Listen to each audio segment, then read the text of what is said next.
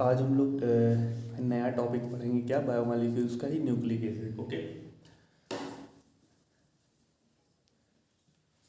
हम लोगों ने कार्बोहाइड्रेट देख लिया था। ठीक है, सबसे पहले स्टार्ट करें तो हम लोगों ने क्या देख लिया था, सेल का कंपोजिशन देखा था कि भाई सेल किन किन चीज़ों से मिलकर बना हुआ है। ठीक है, उसके बाद हम लोगों ने देखा था उसका एलिमेंटल एनालिसिस किया था कि भाई सेल में कौन कौन से इनऑर्गेनिक कॉन्स्टिट्यूएंट हैं, मतलब कौन कौन से इनऑर्गेनिक एलिमेंट हैं, कंपाउंड हैं उसमें।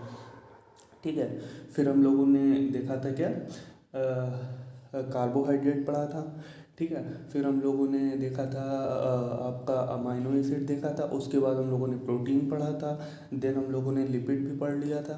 अब हम लोग न्यूक्लिक एसिड पढ़ना है। ठीक है, तो अब स्टार्ट करते हैं हम लोग nucleic acid. Nucleic acid no, अगर हम बात करें न्यूक्लिक एसिड की, तो न्यूक्लिक एसिड में जैसा कि आपको पता है, न्यूक्लिक एसिड में क्या आते हैं हमारे, डीएनए और आरएनए, दो टाइप के न्यूक्लिक एसिड हमारे पाए जाते हैं। ठीक है, हमारी बॉडी में। ठीक है, तो सबसे पहले हम लोग न्यूक्लिक एसिड पढ़ते हैं। ठीक है, कि न्यूक्लिक एसिड क्या है। तो फर्स्ट पॉइंट तो यही है इसके बारे में, these are the polymer of nucleotide. हमने क्या कहा था भाई, जो कार्बोहाइड्रेट है उसमें भी जो पॉलीसैकेराइड है वो भी मोनोमर्स से मिलकर बना हुआ है। That means single sugar unit attach हो गई आपस में। ठीक है, पॉलीसैकेराइड बन गया। इसी के साथ अगर हम लोग प्रोटीन की बात करें तो protein is the polymer of amino acid. Amino acid मिल मिल के अटैच होके एक चैन बना देते हैं जिसको हम लोग प्रोटीन कहते हैं। ठीक है, एंड पॉलीपेप्टाइड चैन कहते हैं उसको। ठीक है, तो दैट मीन्स प्रोटीन किसका पॉलीमर है, माइनो में पॉलीसैकेराइड किसका पॉलीमर है, शुगर का, single sugar like glucose glucose. And अगर हम लोग न्यूक्लिक एसिड की बात करें तो ये किसका पॉलीमर है, तो भैया ये these are the polymer of nucleotide. Okay, ये न्यूक्लियोटाइड के पॉलीमर हैं, किसके, न्यूक्लियोटाइड। ठीक है, और क्या है न्यूक्लिक एसिड के बारे में भाई, देखो तो न्यूक्लिक एसिड सबसे पहले हम लोगों को अगर बात करें हम लोग न्यूक्लियोटाइड की यहाँ पे। ठीक है, अब भाई ये न्यूक्लियोटाइड होते क्या हैं। ठीक है, तो सबसे पहले हम लोग न्यूक्लियोटाइड देख लेते हैं।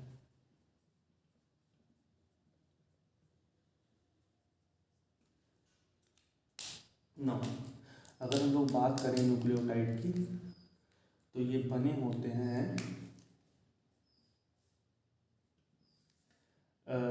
Nucleoside plus phosphate. ठीक है, अब न्यूक्लियोसाइड के अंदर क्या क्या आता है, नो, न्यूक्लियोसाइड के अंदर दो चीज़ें आती हैं, एक तो शुगर, दूसरा हम लोगों को इसमें आता है न्यूक्लियोसाइड में नाइट्रोजिनस बेस। ठीक है, दैट मीन्स अगर हम कहें न्यूक्लियोटाइड किन चीज़ों से मिलकर बना है, तो यहाँ पे हम लोग ले लेते हैं अल्टीमेटली न्यूक्लियोटाइड। हमारे न्यूक्लियोटाइड में क्या क्या चीज़ें हैं तो बताओ। न्यूक्लियोसाइड दैट मीन्स शुगर है, ये देखो शुगर है, और क्या है, नाइट्रोजनस बेस है, और क्या है, फॉस्फेट है। ठीक है, इन तीन चीज़ों से हमारा न्यूक्लियोटाइड मिलकर बना है। ठीक है, ओके, न्यूक्लियोटाइड है क्या, पॉलीमर है किसका, न्यूक्लियो एसिड। न्यूक्लियोटाइड मिल के बहुत सारे न्यूक्लिक एसिड बना देते हैं, डीएनए आरएनए बना देते हैं। ठीक है, तो अब हम लोग सबसे पहले एक एक चीज़ डिस्कस करेंगे। सबसे पहले शुगर देखेंगे। एक्चुअली शुगर भी यहाँ पे दो टाइप की होती है। ठीक है, मतलब जो अभी बता रहे हैं, शुगर यहाँ पे दो टाइप की पाई जाएगी, या तो होगी राइबोज या फिर डीऑक्सी राइबोज। ठीक है, डीऑक्सी राइबोज। ठीक है, तो हम लोग एक एक करके पढ़ेंगे ना। पहले हम लोग शुगर के बारे में पढ़ते हैं, फिर हम लोग नाइट्रोजनस बेस के बारे में पढ़ते हैं, फिर हम लोग फॉस्फेट के बारे में देखते हैं, ठीक है। तो आओ यहाँ पे देखते हैं, अपन आराम से देखेंगे, कोई एकदम बिल्कुल एनसीईआरटी वाइज पढ़ेंगे, ठीक है, कोई दिक्कत नहीं है। एकदम सारे बॉन्ड वॉन्ड अच्छे से डिस्कस करेंगे।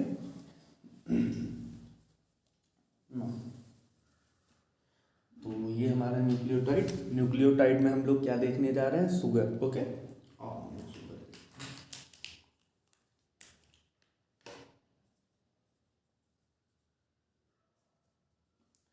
तो भाई हमेशा याद रखना, न्यूक्लियोटाइड में दो टाइप की शुगर पाई जाती है।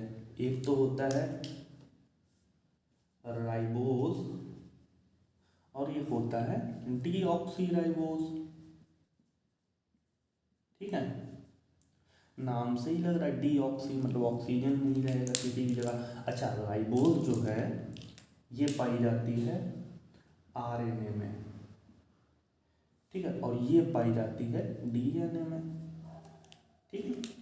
राइबोज शुगर आरएनए में पाई जाएगी और डीऑक्सीराइबोज डीएनए में पाई जाएगी, ठीक है। राइबोज का स्ट्रक्चर देख लेते हैं अपन। तो देखो 5 कार्बन की चेन होती है, 5 कार्बन की चेन नहीं, 5 कार्बन की रिंग होती है, ठीक है।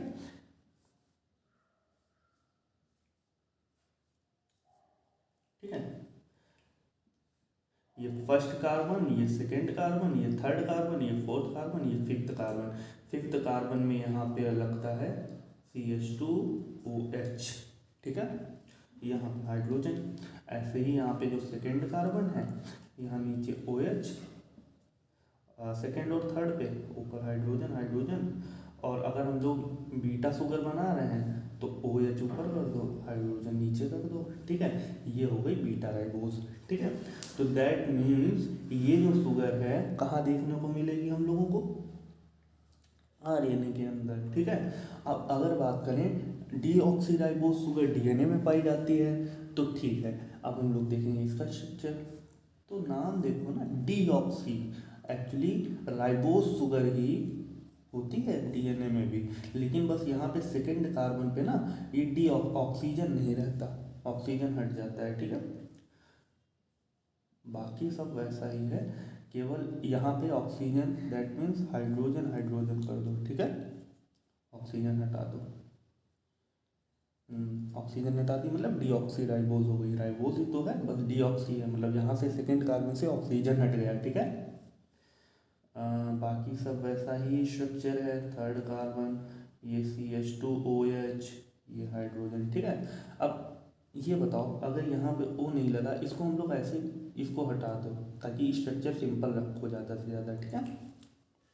ये अंडरस्टूड है ना कि हाइड्रोजन लगा हुआ है, CH2 होगा, ओके। तो ये हमारी हो गई राइबोज और ये हो गई डीऑक्सीराइबोज। ये शुगर कहाँ देखने को मिलेगी आपको, डीएनए में। ये शुगर कहाँ देखने को मिलेगी आपको, आरएनए में, ठीक है।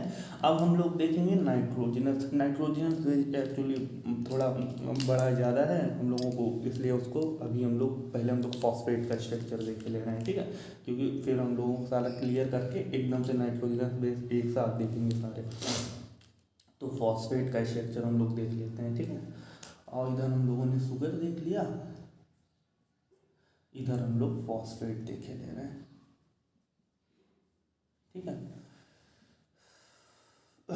नौ,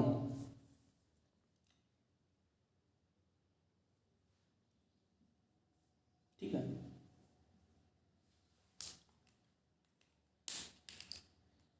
अच्छा, फॉस्फेट जो होता है वो या फिर यहाँ पे फॉस्फोरिक एसिड में PO4-3 के रूप में, या फिर H3PO4 फॉस्फोरिक एसिड के रूप में प्रेजेंट होता है, ठीक है।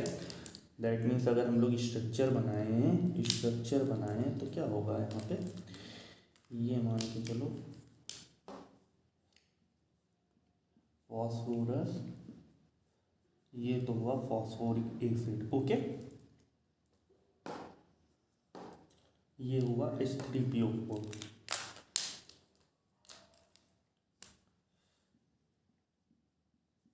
ठीक है। अब हम लोग देखेंगे इसका स्ट्रक्चर। अगर हम लोग इसका स्ट्रक्चर बनाए PO4- का -3 का,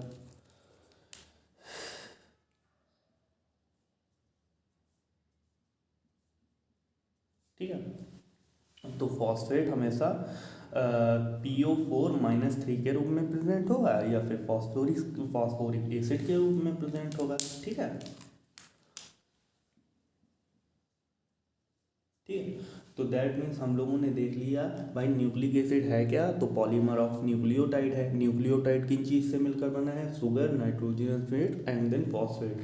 तो हम लोगों ने देखा कि भाई शुगर दो टाइप की हो सकती है न्यूक्लिक एसिड में, एक राइबोज हो सकती है, डीऑक्सी राइबोज हो सकती है।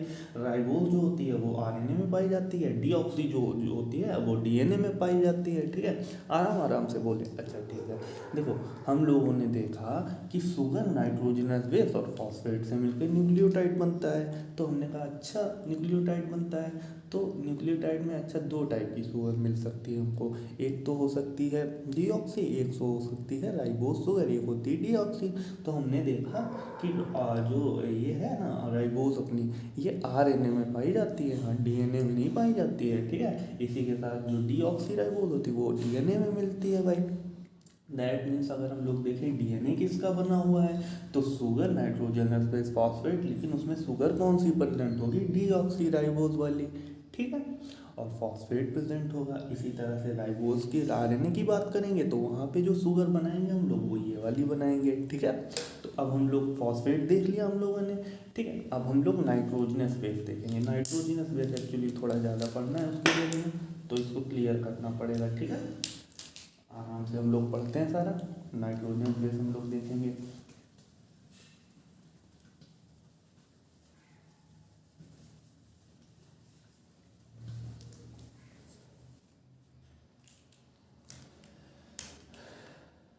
ये हम लोग देखने जा रहे हैं क्या, नाइट्रोजिनस, थर्ड वाला देखने जा रहे हैं।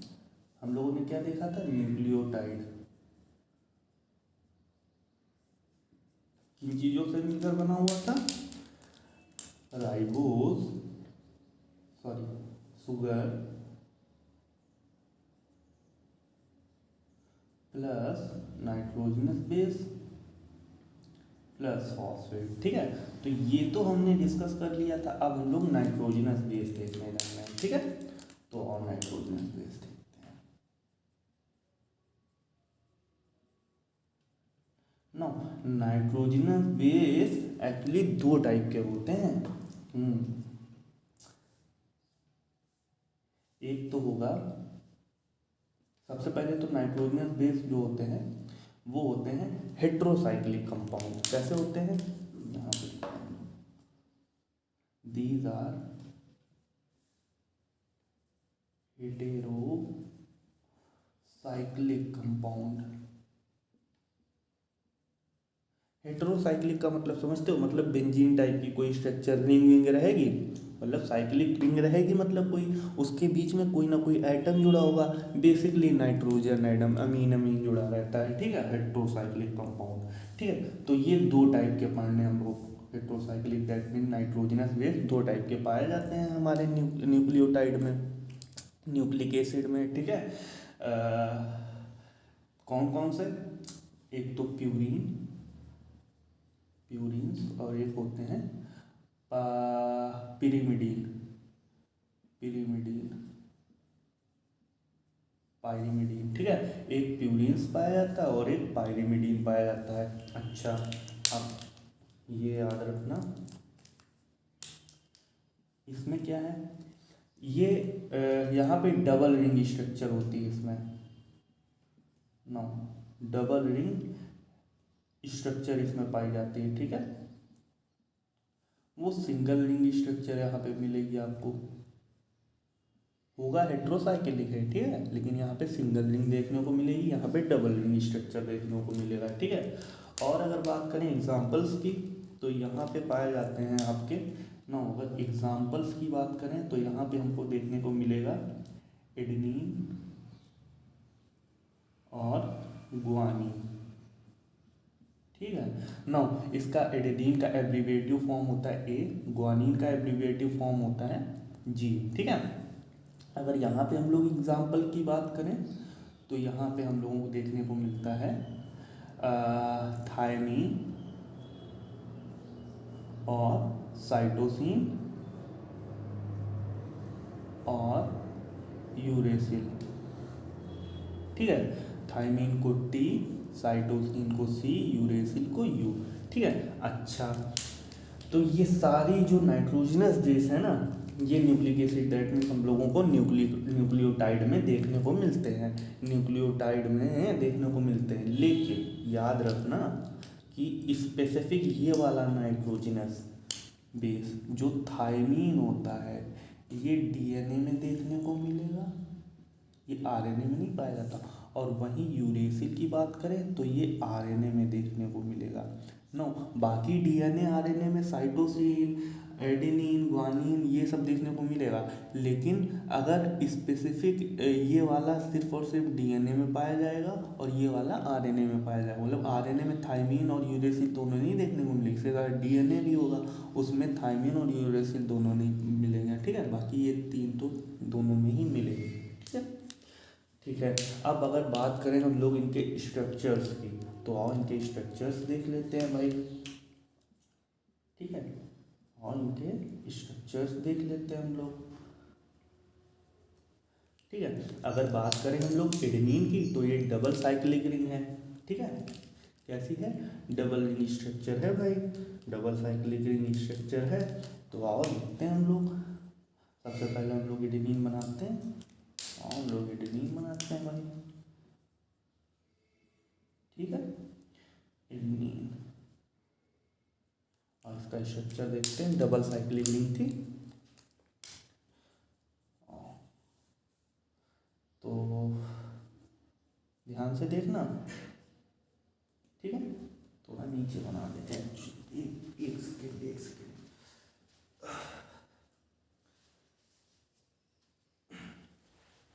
अब थोड़ा अच्छे से बनाए, इसको मिटाएं ऊपर। ये हम लोग बनाने जा रहे हैं, सबसे पहले प्यूरिन्स देखने जा रहे हैं, ठीक है। प्यूरिन्स का स्ट्रक्चर देखने जा रहे हैं। प्यूरिन्स में भी एडेनिन बनाने जा रहे हैं, ठीक है। एडेनिन का स्ट्रक्चर देखने जा रहे हैं, ठीक है। और तो इसके ऊपर तो एमीन ग्रुप एक लगता है, ठीक है। एमीन ग्रुप लगता है, ओके। एक रिंग ये हो गई, और दूसरी साइक्लिक रिंग 5 कार्बन की होती है, वो इसके बगल में ही अटैच होती है, ठीक है।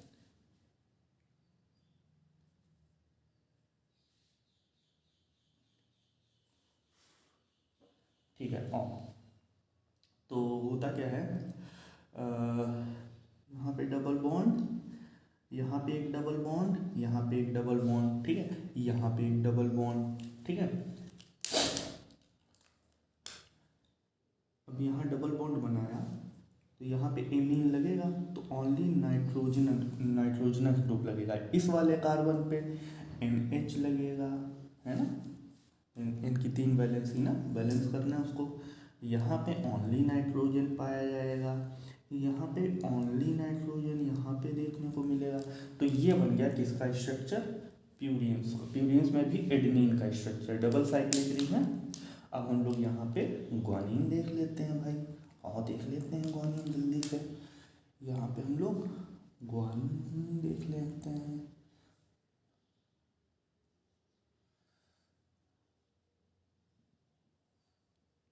एकदम अच्छे से पढ़ेंगे, ठीक है, धीरे धीरे ना। अगर ग्वानिन की बात करें, आओ, डबल साइक्लिक रिंग पाई जाती है भाई, डबल साइक्लिक रिंग, ठीक है। तो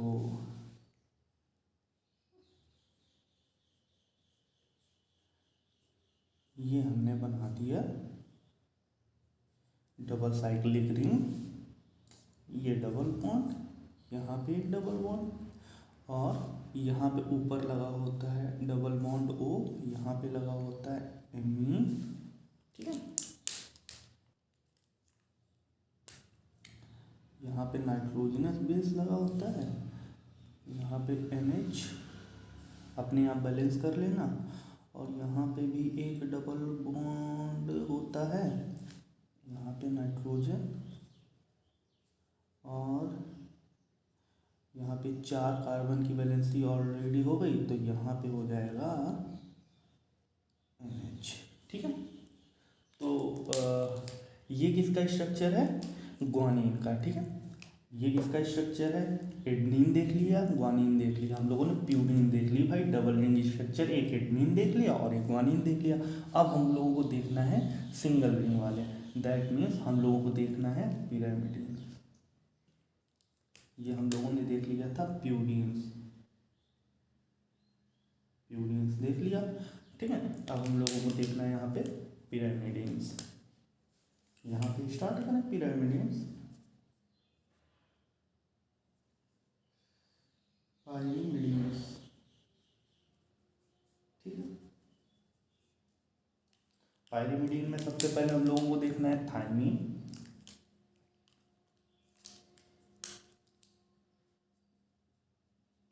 थाइमीन। फिर हम लोगों को देखना है साइटोसिन, साइटोसिन। फिर हम लोगों को देखना है ये आपका यूरेसिल। ठीक है ना, कहाँ पे रख गए,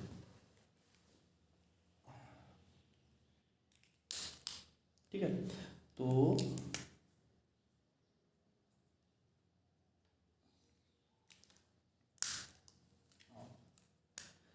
ना अगर यूरेसिल का देखें हम लोग स्ट्रक्चर, सिंगल रिंग स्ट्रक्चर पाया जाता है। ठीक है, और सिंगल रिंग स्ट्रक्चर हम लोग बनाते हैं, एकदम से अच्छे से आराम से पढ़ेंगे। ये हम लोगों ने सिंगल रिंग स्ट्रक्चर बनाया। ठीक है, यहाँ पे क्या होता है, इधर डबल बॉन्ड और ठीक है, अब अभी हम लोग कार्बन की नेमिंग दे देंगे। ठीक है, यहाँ पे एक डबल बॉन्ड और होता है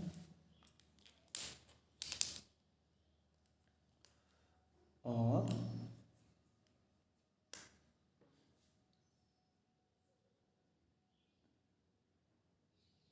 ठीक है, यहाँ पे क्या होता है NH। भाई सिंपल सी बात है, 3 वैलेंसी मेंटेन करनी है। और यहाँ पे क्या होता है NH और यहाँ पे डबल बॉन्ड लगा होगा। ठीक है, एक यहाँ पे डबल बॉन्ड रहता है।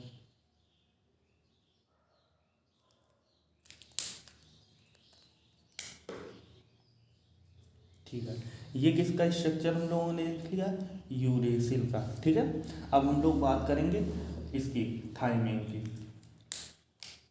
हाँ थाइमिन की। ठीक है,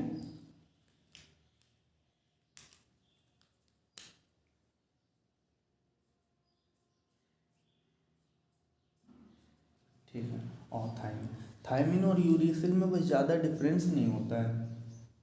ये देखिए, एक्चुअली यहाँ पे इसको फर्स्ट कार्बन देते हैं, इसको सेकेंड पोजीशन देते हैं। फर्स्ट पोजीशन कार्बन नहीं नाइट्रोजन लगाओ।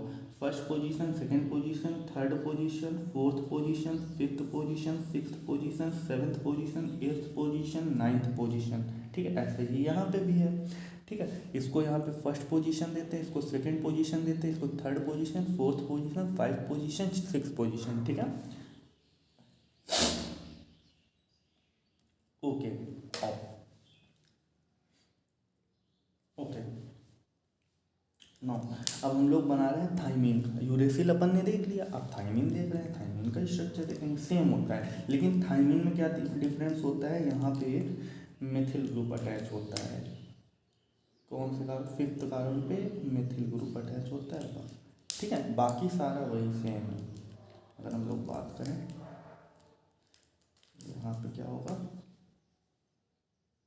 NH वैलेंस कर लेना ना यहाँ पे भाई, इसकी 3 वैलेंसी होगी, एक इधर एक इधर एक इधर वो। ठीक है, और एक अपना ये डबल बॉन्ड हो जाएगा, जिससे यहाँ की कार्बन की तो 4 वैलेंसी बैलेंस हो गई। यहाँ पे क्या होगा, 3 बॉन्ड बने हैं, लेकिन एक हाइड्रोजन यहाँ पे ऑलरेडी मतलब है ना अच्छे से। दैट मीन्स अब बचा हमारा साइटोसिन, साइटोसिन।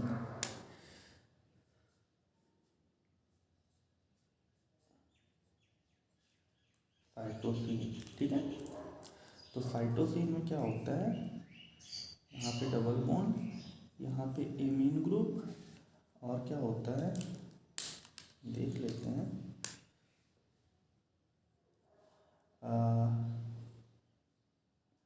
यहाँ पे डबल बॉन्ड, ठीक है, यहाँ पे नाइट्रोजन, कार्बन 1 2 3 4, ठीक है, और एक यहाँ पे डबल बॉन्ड, ठीक है, यहाँ पे डबल बॉन्ड, यहाँ पे N, हाँ ठीक है, NH, सॉरी, 1 2 3, ओके, यहाँ पे CH, यहाँ पे CH, और यहाँ पे कार्बन के 4 बैलेंस सही हैं, हाँ ठीक है, ओके। रटने स्ट्रक्चर है ही नहीं, जब बनाने थोड़ा बहुत याद करना पड़ेगा स्ट्रक्चर, मतलब प्रैक्टिस करनी पड़ेगी, बाकी ये सब चीज़ें जान जाओगी, कहाँ पे एन लगे कहाँ पर, सिंपल सी बात है। अब इसको 3 वैलेंसी है, 3 जगह बॉन्ड बनाएगा, मतलब 3 बॉन्ड, तो एक ये, ठीक है। अब जैसे यहाँ पे कार्बन है तो कार्बन की वैलेंसी 4 हो सकती है, तो इसने डबल बॉन्ड 2 यहाँ से बनाई, ये सारी चीज़ें याद रखनी पड़ेगी, ठीक है। अगर इनका एब्रिविएटिव फॉर्म लिखें तो ये U था, ये C था, ये T था। तो अब हम लोगों ने सारे स्ट्रक्चर्स देख लिए अपना nitrogenous base. Total nitrogenous base हम लोगों को कितने, 2 3 2 5 5, दैट मीन्स प्यूरिन्स और पिरामिडिन्स पढ़ने थे। हम लोगों ने देखो सबसे पहले क्या देखा कि भाई न्यूक्लिक एसिड बना किसका होता है, न्यूक्लियोटाइड का बना होता है, ठीक है। अब न्यूक्लियोटाइड किन चीज़ों से मिलकर बना है वो हम लोगों ने डिस्कस कर लिया भाई, sugar, nitrogenous base, phosphate. Sugar 2 हो सकती हैं, राइबोज या deoxy ribose. Ribose sugar RNA में देखने को मिलेगी और डीऑक्सी डीएनए में, ठीक है। नाइट्रोजनस बेस, बाकी फॉस्फेट की बात करें वो PO4 या फिर फॉस्फोरिक एसिड के रूप में देखने को मिलेगा। अब नाइट्रोजनस बेस जो है वो प्यूरिन्स और पिरिमिडिन्स पाए जाते हैं nucleic acid, that means nucleotide में, हमारे न्यूक्लियोटाइड में जो हमारे नाइट्रोजन बेस पाए जाते हैं ये तो प्यूरिन्स वाले होंगे या पिरिमिडिन्स वाले होंगे, सिंपल सी बात है। और जो प्यूरिन्स होते हैं वो डबल रिंग स्ट्रक्चर होते हैं, ये देखो हम लोगों ने देख लिए, एडनिन, ग्वानिन, ठीक है। ऐसे ही पायरिमिडिन्स जो होते हैं वो सिंगल स्ट्रक्चर होते हैं, 3 टाइप के पायरिमिडिन्स नाइट्रोजनस बेस होते हैं, थायमिन, साइटोसिन, यूरेसिल। यूरेसिल जो होता है स्पेसिफिकली आपका डीएनए में आरएनए में देखने को मिलेगा, और थायमिन जो होता है कुछ नहीं होता है, बस आरएनए में जो स्ट्रक्चर है ना तो उसी में क्या होता है, थायमिन एक मेथिल ग्रुप, ये देखो ऐड कर दो बस वो थायमिन बन जाएगा स्ट्रक्चर, देखो। अब ये स्ट्रक्चर्स कैसे बनाने इनकी आपको प्रैक्टिस करनी पड़ेगी, ठीक है, दिन जाके आपको प्रैक्टिस में आ जाएंगे, ठीक है। अच्छा, अब क्या हम लोगों को देखना है, सिंपल सी बात है, अब हम लोगों को देखना है ये जो जब हम लोगों ने नाइट्रोजनस बेस देखे हैं ना, ठीक है, adenine, guanine, thymine, cytosine, uracil. Actually अगर हम लोग इनका न्यूक्लियोसाइड देखें, न्यूक्लियोसाइड समझते हो ना, शुगर और प्लस नाइट्रोजनस बेस को मिला दें तो हम लोग क्या कहेंगे, न्यूक्लियोसाइड बोलते हैं। अगर हम लोग यहाँ पे पूछा जाता है, ठीक है, और यहाँ पे एक टेबल बनाते हैं हम लोग, यहाँ पे एक टेबल बनाते हैं, यहाँ पे हम लोग लिखते हैं नाइट्रोजनस बेस और उनका न्यूक्लियोसाइड और उनका न्यूक्लियोटाइड,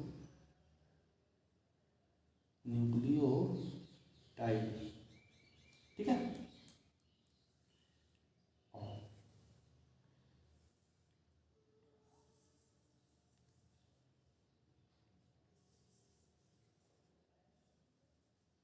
ठीक है, अगर हम लोग बात करें किसकी, एडेनिन की,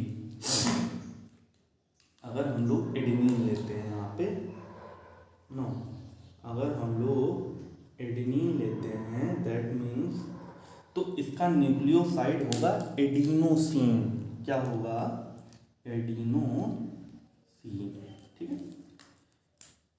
इसका न्यूक्लियोसाइड होगा एडिनोसिन, ठीक है।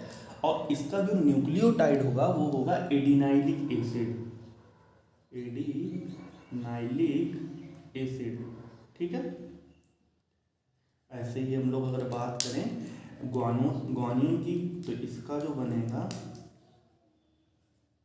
ग्वानाइन की, ठीक है। तो इसका जो न्यूक्लियोसाइड होगा ना उसको हम लोग बोलेंगे ग्वानोसिन,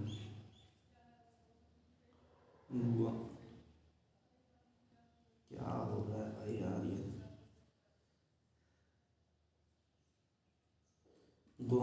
साइटोसिन, ठीक है। और इसका जो न्यूक्लियोटाइड होगा वो होगा ग्वानाइलिक एसिड, ग्वानाइलिक एसिड, ओके। इसी तरह से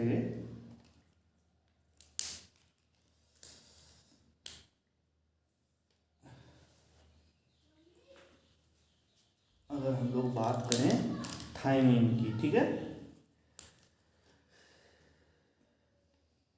थायमीन की बात करें, थायमीन की बात करें, और उसके बाद हम लोग देखेंगे साइटोसिन, उसके बाद हम लोग देखेंगे यूरेसिल, ठीक है, ओके।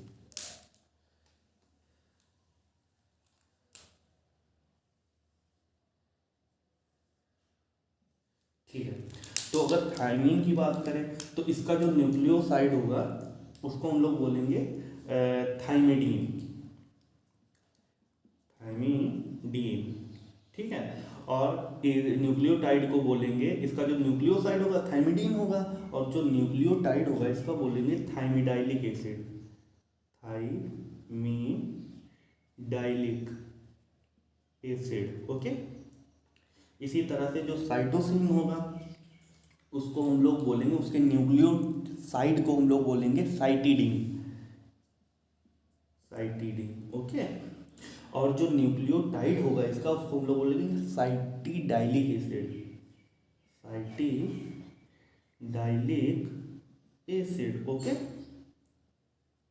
ठीक है। अगर हम लोग बात करें यूरेसिल की तो यूरेसिल के न्यूक्लियोसाइड को हम लोग बोलेंगे यूरिडीन, ठीक है। और इसका जो न्यूक्लियोटाइड होगा उसको हम लोग क्या बोलेंगे यूरिडाइलिक, यूरिडाइलिक एसिड, ओके। तो ये कंप्लीट हम लोगों ने देख लिया,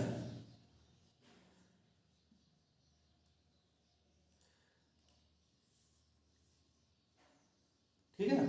तो ये हम लोगों ने देख लिया आपका पूरा, हम लोगों ने देख लिया, ठीक है। हम लोगों ने न्यूक्लियोटाइड पूरा फिनिश कर लिया भाई, समझ लिया कैसे क्या न्यूक्लियोटाइड में पाया था, सुगर्स देख ली, नाइट्रोजनस बेस देख लिया, नाइट्रोजनस बेस के हम लोगों ने न्यूक्लियोटाइड देख लिया कि अगर भाई सिंपल सी बात है, अगर आपको पूछेगा कोई कि मान के चलो एडिनोसिन है कोई, तो उसमें क्या क्या प्रेजेंट होगा, तो एडिनोसिन में सबसे पहले तो नाइट्रोजनस बेस पाई जाएगी, ठीक है। और क्या होगा सुगर, ठीक है,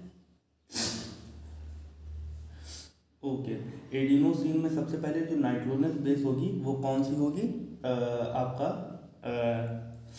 न्यूक्लियोसाइड जो बना होता है किसका बना होता है भाई, नाइट्रोजनस बेस और शुगर का। तो दैट मीन्स यहाँ पे शुगर कौन सी होगी, जो भी आपको राइबोज और डीऑक्सी राइबोज, क्योंकि एडेनिन में वो पाया जाता है। बाकी अगर पूछा जाए यहाँ पे नाइट्रोजनस बेस क्या होगा तो एडेनिन होगा, ठीक है। ऐसे ही अगर ग्वानिन की बात करें, थाइमिन की बात करें, अगर थाइमिडीन में पूछ लिया कि थाइमिडीन क्या है, पहली बात तो न्यूक्लियोसाइड है, तो पूछेगा अच्छा न्यूक्लियोसाइड है, तो न्यूक्लियोसाइड है दैट मीन्स वो शुगर और इसका बना हुआ होगा नाइट्रोजनस बेस, तो उसमें शुगर कौन सी पाई जाती है, तो शुगर बोलना, शुगर ये थाइमिडीन बेसिकली पाया जाता है डीएनए में, तो शुगर बोलना है यहाँ पे डीऑक्सीराइबोज, ठीक है।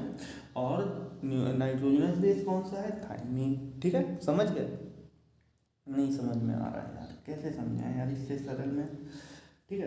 तो दैट मीन्स न्यूक्लियोसाइड अगर पूछे, थाइमिडीन पूछ ले कि थाइमिडीन में बताओ क्या क्या प्रेजेंट है, तो बोलना है भाई कोई भी न्यूक्लियोसाइड होगा वो किस चीज़ का बना होगा, शुगर और नाइट्रोजनस बेस, ठीक है। फॉस्फेट जोड़ देंगे तो न्यूक्लियोटाइड हो जाएगा, तो लेकिन उसने न्यूक्लियोसाइड पूछा है ना, ये चीज़ लिख के दी है, तो दैट मीन्स ये चीज़ क्या है, न्यूक्लियोसाइड है। अब इस न्यूक्लियोसाइड में क्या क्या प्रेजेंट है, तो नाम से ही लग रहा है थाइमिडीन है, दैट मीन्स थाइमीन, तो यार थाइमीन यहाँ पे क्या होगा, नाइट्रोजनस बेस होगा, और शुगर प्रेजेंट होगी। शुगर में भी कौन सी वाली, थाइमिन किस में पाया जाता है, स्पेसिफिक डीएनए में, तो डीएनए में कौन सी शुगर पाई जाती है, हमेशा डीऑक्सीराइबोज, ना कि राइबोज, राइबोज तो आरएनए में मिलती है। तो ऐसे ही अगर यूरेसिल में पूछ लेगा, बाय द वे यूरिडीन पूछ लिया, या फिर कह दिया यूरिडाइलिक, सपोज दैट न्यूक्लियोटाइड लिख के दे दिया कि भाई ये यूरिडाइलिक एसिड है, बताओ इसमें क्या क्या प्रेजेंट है, तो हमको पता है भाई यूरिडाइलिक एसिड है, मतलब न्यूक्लियोटाइड है, किसका है, यूरेसिल का, दैट मीन्स यूरेसिल तो यहाँ पे क्या होगा, नाइट्रोजनस बेस होगा,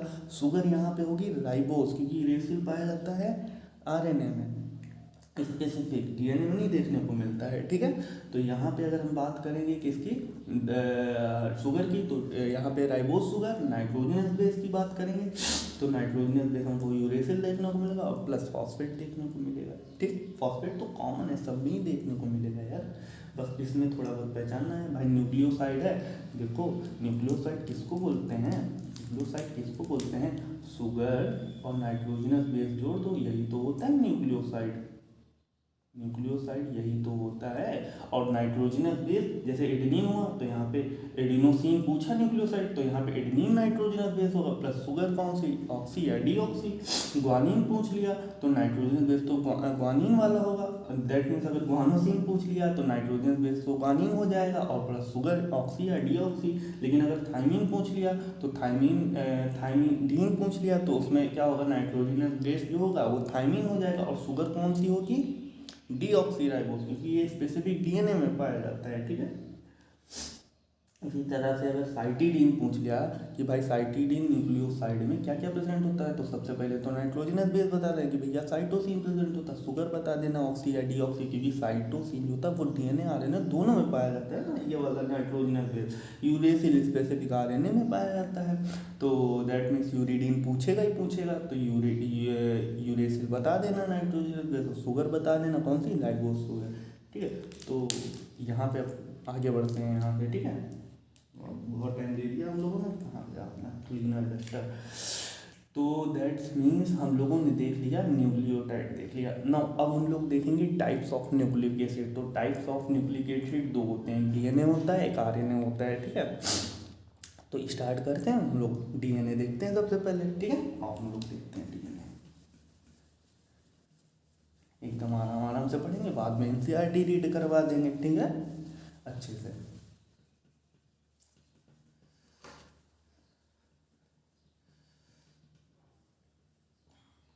तो सबसे पहले हम लोगों ने क्या देखा, न्यूक्लियोटाइड देखा।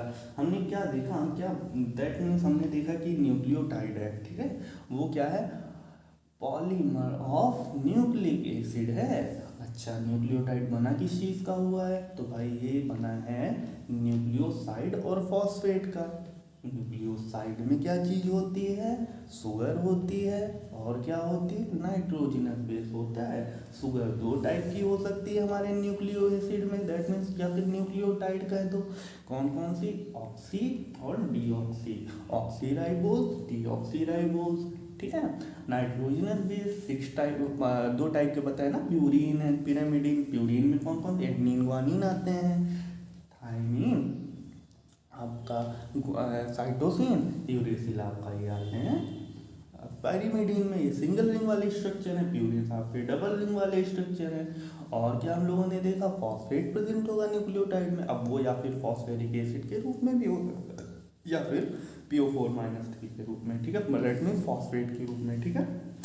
तो बाकी हमने बाद में उनके हमने जितने नाइट्रोजनस बेस थे उनके हम लोगों ने न्यूक्लियोसाइड और न्यूक्लियोटाइड देख लिए थे भाई, नाम देख लिए तो उससे क्वेश्चन आ जाता है टेबल से, ठीक है, पूछ लेता है कि बाय द वे हाँ यूरिडाइलिक एसिड नाम लिख के दे दिया, बताओ उसमें क्या क्या प्रेजेंट है। यूरिडाइलिक एक न्यूक्लियोटाइड है, अगर हम लोग बात करें न्यूक्लियोटाइड में तो उसका जो नाइट्रोजनस बेस होगा वो यूरेसिल होगा, है, और उसमें जो शुगर पाई जाएगी वो राइबोस शुगर मिलेगी भाई, ठीक है। तो अब आगे बढ़े, अब हम लोगों को पढ़ना है nucleic acid types of nucleic. तो सबसे पहले हम लोग देखने जा रहे हैं डीएनए, ठीक है, तो हम लोग डीएनए देखने जा रहे हैं भाई।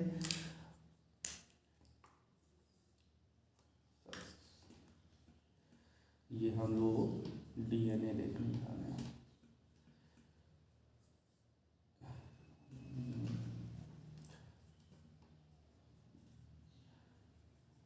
डी बना टेढ़ा का टेढ़ा ही यार, ठीक है। तो सबसे पहले तो हम लोग इसका फुल नेम देखेंगे भाई, इसका फुल नेम क्या है, तो इसको हम लोग कहते हैं डीऑक्सी राइबो न्यूक्लिक एसिड, ठीक है। इसका पूरा नाम क्या है, डीऑक्सी राइबो न्यूक्लिक एसिड, ठीक है। और क्या देखेंगे भाई डीएनए में,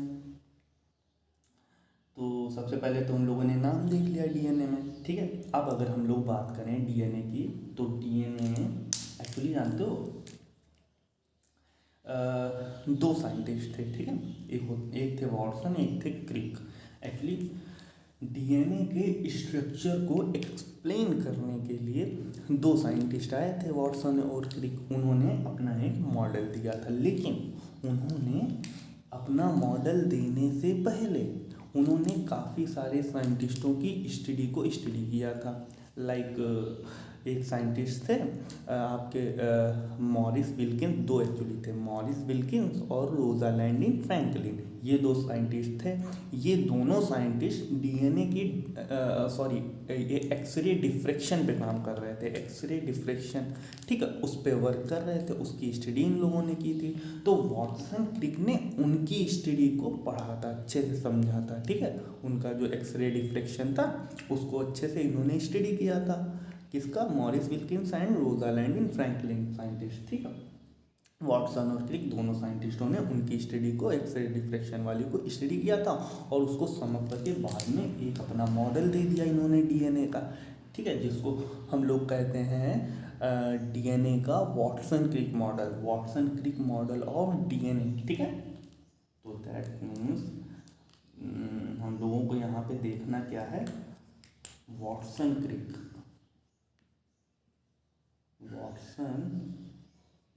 ये दो साइंटिस्ट हैं, Watson and Crick, model of DNA, ठीक है। इन्होंने किसकी स्टडी करी थी भाई? एक्सरे डिफ्रैक्शन की स्टडी करी थी।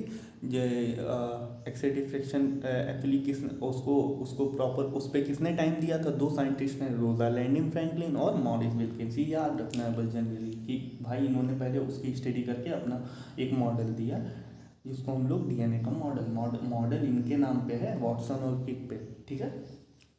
तो दैट मीन्स अब हम लोगों ने ये देखेंगे कि भाई वॉटसन और क्रिक ने जो मॉडल दिया ना डीएनए का, उसमें इन्होंने बताया क्या, जो एक्सप्लेन किया इन्होंने स्ट्रक्चर डीएनए का, वो डीएनए के स्ट्रक्चर में इन्होंने क्या बताया?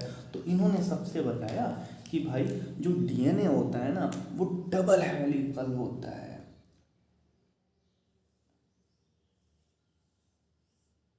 ठीक है, ओके। ये डबल हेलिकल होता है, ठीक है। और फिर से मेरा, तो इन्होंने सबसे पहले क्या बताया डीएनए के बारे में, और यहाँ पे पॉइंट्स लिख लेते हैं। हमने क्या, ये देखो यहाँ पे बना दिया जो इन्होंने बताया था, जो ये कहेंगे, जो ये बताएंगे, हम वही लिखते चलेंगे, ठीक है। तो वॉटसन क्रिक ने जो सबसे पहला चीज़ बताया डीएनए के स्ट्रक्चर में, इन्होंने कहा भैया जो डीएनए होता है ना, पहली बात तो वो डबल हेलिक्स डीएनए होता है, डबल स्ट्रैंडेड डीएनए होता है, डबल स्ट्रैंडेड, ठीक है। इन्होंने क्या बताया? डबल स्ट्रैंडेड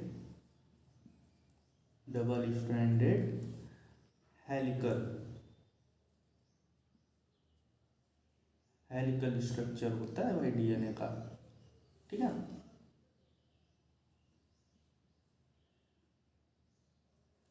ठीक है, अब देखो हमको यहाँ पे दिख भी रहा है भाई, दो स्ट्रैंड है, एक स्ट्रैंड ये वाला है और एक स्ट्रैंड ये वाला है। अच्छा, तो डबल स्ट्रैंड, ठीक है, हेलिकल मतलब हेलिकल फॉर्म में। याद है ना हम लोगों ने प्रोटीन पढ़ा था, सेकेंडरी प्रोटीन, अल्फा प्रोटीन पढ़ा था, वो भी हेलिकल फॉर्म में पाई गई थी। इसी तरह से यहाँ का जो स्ट्रैंड है डीएनए का, वो भी हेलिकली प्रेजेंट होता है। हेलिकल फॉर्म मतलब ऐसे ऐसे ऐसे, ठीक है। हेलिकली, दोनों स्ट्रैंड हेलिकली आपस में प्रेजेंट होते हैं। जैसे सीढ़ी नहीं देखी है गोल मतलब घुमाव वाली, स्टेयर केस राउंड वाली, वैसे यहाँ पे दो स्ट्रैंड होते हैं आपस में हेलिकल होते हैं, ठीक है। आपस में दोनों एक दूसरे से लपटे हुए होते हैं, ठीक है। तो दैट मीन्स ये इन्होंने बताया। और इन्होंने क्या बताया? इन्होंने एक चीज़ और बताई। इन्होंने कहा ये जो हेलिकल्स प्रेजेंट है ना, डबल स्ट्रैंड, ये राइट हैंडेड हेलिकल्स पाए जाते हैं। कैसे भैया? इन्होंने एक पॉइंट और बताया, ये जो हेलिकल्स हैं ये कैसे हैं? राइट हैंडेड हेलिकल्स हैं, ठीक है। इसमें ये जो हेलिकल्स हैं राइट हैंडेड हेलिकल्स हैं। और इन्होंने क्या बताया? तो इन्होंने और बताया कि जो हेलिकल्स को अपन रीड कर, जैसे हम लोगों ने प्रोटीन पढ़ा था, तो हमने कहा था कि जब अमाइनो एसिड मिलते हैं यूनिट, तो बन जाता है प्रोटीन। तो एमाइनो एसिड जो स्टार्टिंग का एमाइनो एसिड होगा उसका एमीन एंड फ्री होता है, और जो लास्ट वाला एमाइनो एसिड होगा उसका हम लोगों ने देखा था कार्बोक्सिलिक एंड फ्री था। इसीलिए जो स्टार्टिंग का एन एंड फ्री था उसको हम लोगों ने एन टर्मिनल बोला, और हम लोग जो लास्ट वाला एमाइनो एसिड का कार्बोक्सिलिक एंड फ्री था उसको हम लोगों ने सी टर्मिनल बोला था। और हम लोगों ने कहा था जब भी हम प्रोटीन को रीड करेंगे ना तो हमेशा प्रोटीन को रीड करते हैं N terminal to C terminal. इसी तरह से जब भी हम डीएनए को रीड करते हैं ना तो हमेशा रीड करते हैं बाबू 5' to 3'। ठीक है, हमेशा रीड करते हैं 5' to 3'। इसीलिए ये जो दो स्ट्रैंड है ना उनको हम लोग रीड करेंगे 5' to 3'। और इन्होंने बताया ये जो दोनों स्ट्रैंड होते हैं ना बाबू, ये दोनों स्ट्रैंड एक दूसरे के एंटी पैरेलल होते हैं। No, anti parallel, parallel. ठीक है, ये दोनों एक दूसरे के टू ईच अदर, ठीक है, एक दूसरे के, ये जो स्ट्रैंड है ये इसके जस्ट अपोजिट होगा। अपोजिट का मतलब एंटी पैरेलल होगा। ठीक है, जैसे कि मान के चलो अगर जैसे ये इसका 5' है, ठीक है, हमने क्या कहा था डीएनए को अपन कैसे रीड करते हैं 5' to 3'। ठीक है, तो ये 5' तो ये 5', तो इसका जो एंड होगा वो होगा 3'। ठीक है, इसीलिए ये स्ट्रैंड जो होगा वो इसके जो दूसरा स्ट्रैंड है बगल वाला ये इसके जस्ट एंटी पैरेलल स्ट्रैंड होगा। दैट मीन्स यहाँ पे इसका 5' होगा, 3' नहीं होगा। ठीक है, यहाँ पे इसका क्या होगा, रेड से देखते हैं। ठीक है, ये इसका 5' होगा, तो दूसरे वाले का यहाँ पे 3' आपको मिलेगा। अब इसको वाले को ऐसे रीड करेंगे हम लोग 5' to 3', वहीं दूसरे वाले को हम लोग नीचे से रीड करेंगे, तभी तो कहा जाएगा ना एक दूसरे के एंटी पैरेलल। ठीक है, और क्या बताया इन्होंने, हाँ अब आओ यहाँ पे मजा आएगा स्ट्रक्चर में, और स्ट्रक्चर को अच्छे से एक्सप्लेन करते हैं। ठीक है, इन्होंने बताया ना कि जो डीएनए का यहाँ पे स्ट्रक्चर इसका जो 1 टर्न होता है, 1 टर्न मतलब भैया 1 टर्न नहीं समझ में, अपन समझेंगे ना अच्छे से कायदे से समझेंगे। अभी ये देखो ये जो है ये डीएनए का ये 1 टर्न है, ये 1 टर्न है 180 डिग्री, और ये आया ये जो हुआ ये देखो, ठीक है, यहाँ से लेकर यहाँ तक ये 180 और फिर यहाँ से 180, ये डीएनए का क्या है, ये जो है यहाँ से यहाँ तक 1 टर्न है, ये 1 टर्न है हमारे डीएनए का। ओके, एक मिनट को हम सही से थोड़ा बैठ जाए। ओके, ठीक है, तो ये समझ में आया ना 1 टर्न। देखो एक ये हाफ टर्न, ये पूरा full turn, that means 1 turn. ठीक है, तो इन्होंने बताया कि जो डीएनए का 1 टर्न है ना ये हम लोगों वो कैसा होगा, वो 360 डिग्री सेल्स मतलब उसका होगा, डिग्री एंगल का होगा। ये हम लोग बता दें, ये इन्होंने बताया कैसा होगा भाई, 360 डिग्री का होगा। देखो ना सही बात है, 180 ये रहा और 180 ये रहा, दैट मीन्स पूरा का पूरा 1 टर्न कितने डिग्री का रहा, कितने एंगल का रहा, 360 एंगल का रहा। अच्छा, इन्होंने बताया कि ये 1 टर्न में टोटल नाइट्रोजनस बेस पेयर, ठीक है, 10 बेस पेयर मिलेंगे हमको देखने, 10 बेस पेयर देखने को मिलेंगे यहाँ पे। ठीक है, मतलब इतने में हमको 360 डिग्री पूरे के पूरे 1 टर्न में एंगल देखने को मिलेगा भाई स्ट्रैंड में, चाहे वो ये वाला स्ट्रैंड हो चाहे वो ये वाला स्ट्रैंड हो, कोई सा भी स्ट्रैंड हो उसके मतलब कि 1 टर्न में हमको इतना एंगल देखने को मिलेगा, और 1 टर्न में कितने बेस पेयर देखने को मिलेंगे, 10 बेस पेयर देखने को मिलेंगे। ठीक है, स्टार्ट करें। ठीक है, अब base pair that means suppose that एक यहाँ पे है अपना, सपोज दैट ये एडेनिन है, और हमेशा एडेनिन के सामने जो आएगा दूसरा नाइट्रोजनस बेस वो आता है थाइमीन। ठीक है, थाइमीन आता है। ठीक है, इसी तरह से मान के चलो ये गुआनोसिन है, इसके सामने जो नाइट्रोजनस बेस आता है वो आता है साइटोसिन। ठीक है, ऐसे ही अभी तो हमने दो बेस पेयर बनाए हैं। बेस पेयर किस लिए, एक ये नाइट्रोजनस बेस और एक ये नाइट्रोजनस बेस, ये दोनों आपस में कोलैब कर जाएंगे तभी तो पेयरिंग होएगी, तभी तो पेयर कहलाएंगे। और ये दोनों की पेयरिंग होती है bye means of double hydrogen bond. ये एडेनिन और थाइमिन डबल हाइड्रोजन बॉन्ड से एक दूसरे से कनेक्टेड होते हैं, ठीक है। और इसी तरह साइटिन, ग्वानिन और साइटोसिन ये ट्रिपल हाइड्रोजन बॉन्ड से एक दूसरे से कनेक्टेड होते हैं, ठीक है। ठीक है, नो ये क्या है, double hydrogen bond.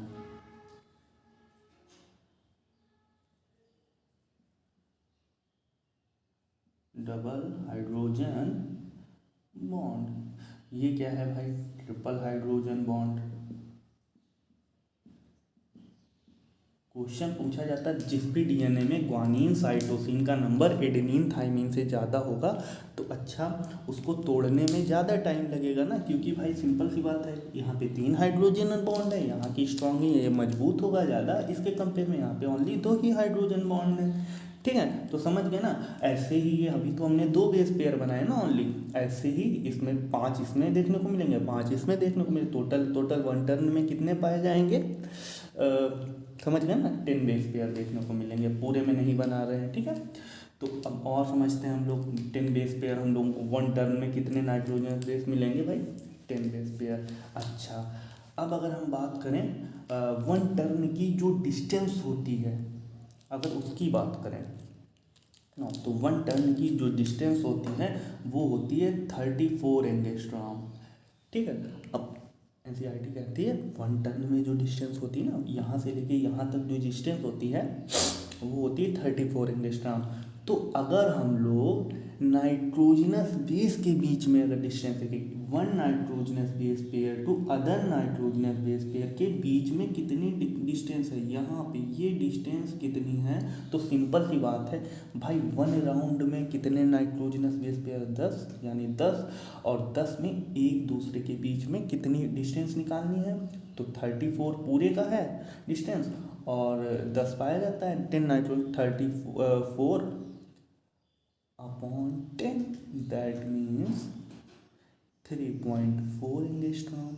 That means यहाँ से यहाँ की डिस्टेंस कितनी होगी, एक नाइट्रोजनस बेस से दूसरे नाइट्रोजनस बेस के बीच में डिस्टेंस कितनी होगी, 3.4 एंगस्ट्रॉम, ठीक है। एकदम अच्छे से समझा रहे हैं भाई। 1 टर्न ये रहा हमें हमारे डीएनए का, 1 टर्न कितने एंगल का बता ही दिया, 360 का। कितने बेस पेयर देखने को मिलेंगे, 10 बेस पेयर। डिस्टेंस कितनी होगी 1 टर्न की, 34 एंगस्ट्रॉम। अब एक दूसरे बेस पेयर से उनकी डिस्टेंस क्या होगी भाई, 3.4 एंगस्ट्रॉम, ठीक है।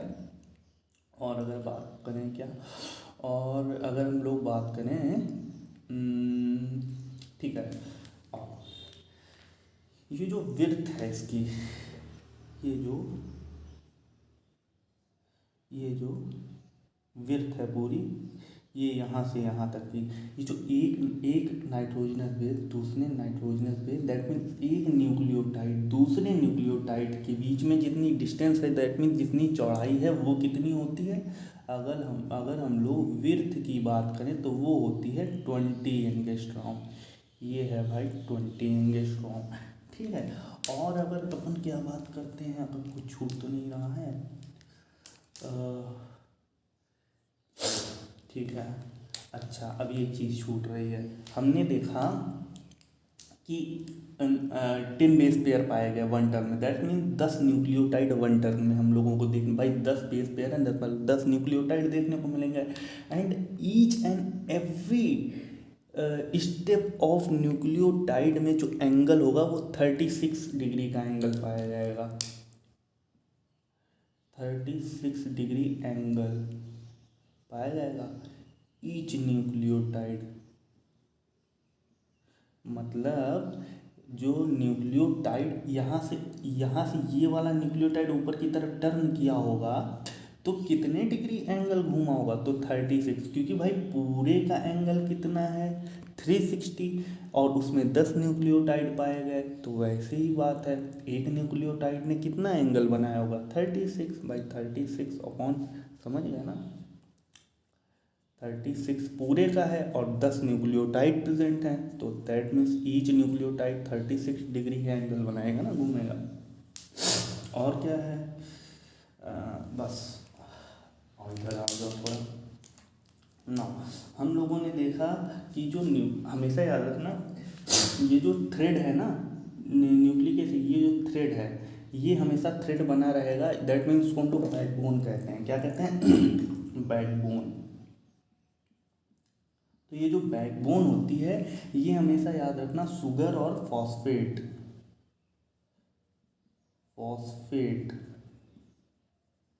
शुगर और फॉस्फेट की बनी होती है, नाइट्रोजनस बेस की नहीं। नाइट्रोजनस बेस दैट मीन्स ये न्यूक्लियोटाइड जो बना है इसमें शुगर और नाइट्रोजनस बेस, शुगर और फॉस्फेट ही होगा, और इसका जो नाइट्रोजनस बेस होगा वो हमेशा इनसाइड की तरफ होगा, क्योंकि जितने नाइट्रोजनस बेस होते हैं ना वो ज़्यादातर हाइड्रोफोबिक नेचर के होते हैं ना, तो इसीलिए इनका जो ये नाइट्रोजनस बेस होते हैं वैसे इनसाइड द डीएनए। तो इसीलिए जो बैकबोन दैट मीन्स जो थ्रेड है वो कौन बना था, शुगर और फॉस्फेट, ठीक है। इसको हम लोग कहते हैं बैकबोन ऑफ डीएनए या न्यूक्लिक एसिड, वो हमेशा बना होता है शुगर और फॉस्फेट का। और अगर बात करें नाइट्रोजनस बेस की, तो नाइट्रोजनस बेस हमेशा होता है इनसाइड, ठीक है, अंदर की तरफ डायरेक्शन होगी, ठीक है। नाइट्रोजनस बेस हमको दिख भी रहा है, और नाइट्रोजनस बेस के अलावा जो अगर बात करें हम लोग फॉस्फेट और शुगर की, तो वो हमेशा बैकबोन बनाएंगे, वो यहाँ पे प्रेजेंट होंगे आपके। तो ये हुआ भाई पूरा हम लोगों ने देख लिया डीएनए का स्ट्रक्चर। हम लोगों ने पढ़ा था सबसे पहले, हम लोगों ने देख लिया था डीएनए, न्यूक्लिक एसिड की बात करी थी। न्यूक्लिक एसिड में हम लोगों ने देखा था भाई ये न्यूक्लियोटाइड के polymer, these are polymer of nucleotide. तो न्यूक्लियोटाइड का डिस्कशन किया था। न्यूक्लियोटाइड 3 चीज़ों से मिलकर बना हुआ था, न्यूक्लियोसाइड और फॉस्फेट। न्यूक्लियोसाइड वो चीज़ से मिलकर बना हुआ था भाई, शुगर और नाइट्रोजनस बेस। शुगर 2 टाइप की हो सकती है न्यूक्लिक एसिड में, एक तो हो सकती है आपकी राइबोस और एक होती है डीऑक्सी राइबोस। नाइट्रोजनस बेस भी 2 टाइप के होते हैं, पाए जाते हैं, प्यूरिन एंड पिरामिडिन, ठीक है। प्यूरिन्स देखा डबल साइक्लिक हेट्रोसाइक्लिक रिंग थी, पिरामिडिन में सिंगल हेट्रोसाइक्लिक रिंग थी। भाई प्यूरिन्स में एडेनिन ग्वानिन थे और पिरामिडिन में थाइमिन साइटोसिन यूरेसिल थे। बाकी फॉस्फेट या फिर फॉस्फेट जो है वो PO4 माइनस थी और फॉस्फोरिक एसिड के रूप में प्रेजेंट होगा, ठीक है। तो ये हम लोगों ने देख लिया था न्यूक्लियोटाइड। फिर हम लोगों ने उनके देखे थे नाइट्रोजनस बेस के न्यूक्लियोसाइड देख लिए, न्यूक्लियोटाइड। उसके बाद हम लोगों ने टाइप्स ऑफ न्यूक्लिक एसिड देखा, उसमें सबसे पहले हम लोग डीएनए देख रहे हैं।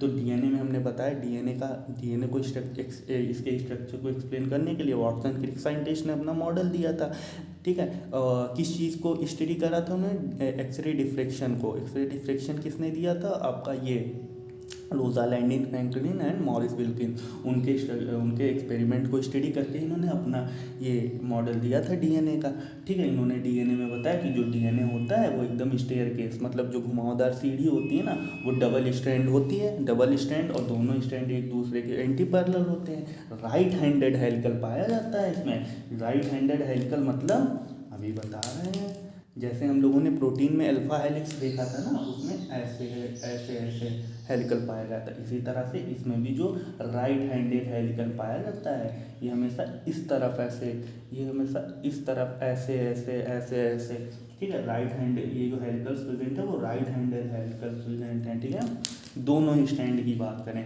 और दोनों स्ट्रैंड को रीड कैसे करते हैं, 5 प्राइम टू, एक्चुअली ये वाला कॉन्सेप्ट जो है ये वाला आपको अभी समझ में आएगा, 5 प्राइम टू 3 प्राइम। इसका ये 5 3 प्राइम कैसे हुआ, इसका 5 प्राइम अभी बताएंगे, सब अच्छे से बताएंगे थोड़ी ना कोई चीज़, ठीक है। और ये दोनों स्ट्रैंड जो होते हैं आपस में एक दूसरे के एंटी पैरेलल होते हैं। अच्छा, बाकी अगर बात करें इनकी, तो ये बैकबोन होती हैं, ठीक है। बैकबोन में जो नाइट्रोजनस बेस होते हैं वो अंदर की तरफ पाए जाते हैं, बाकी शुगर और फॉस्फेट मिलकर बैकबोन बनाते हैं। भाई न्यूक्लियोटाइड की बात करें, न्यूक्लियोटाइड से ही तो बने हैं ये जो स्ट्रैंड है, न्यूक्लियोटाइड, एक न्यूक्लियोटाइड यहाँ, एक न्यूक्लियोटाइड यहाँ।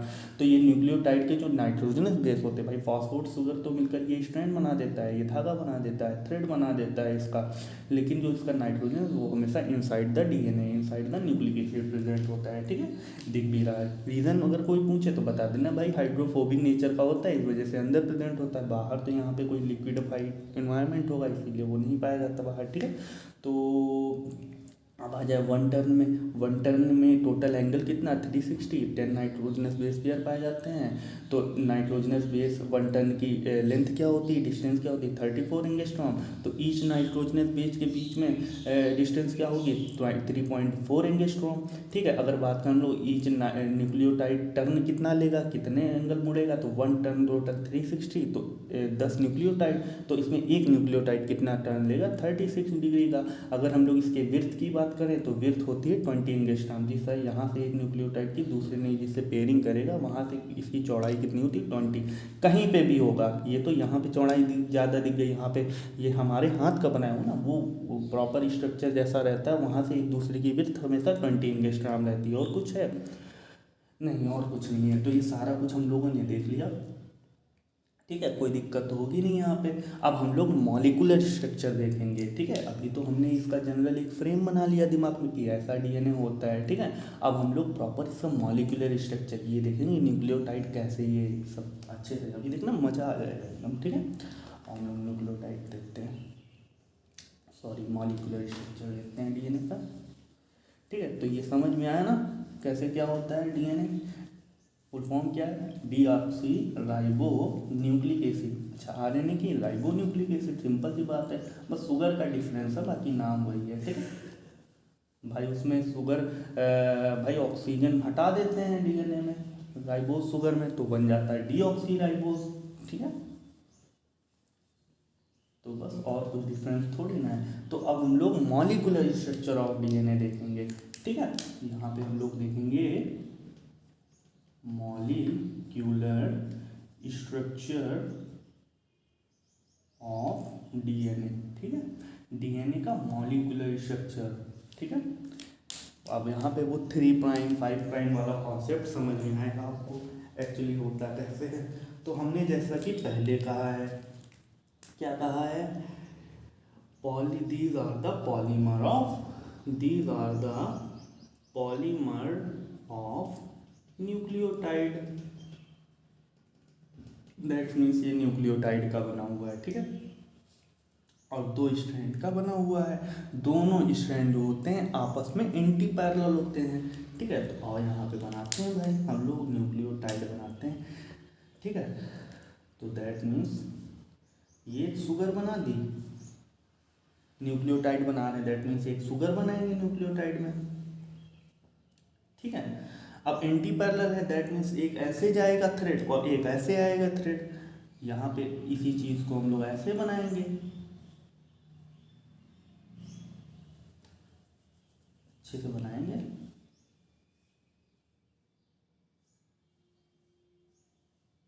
ठीक है।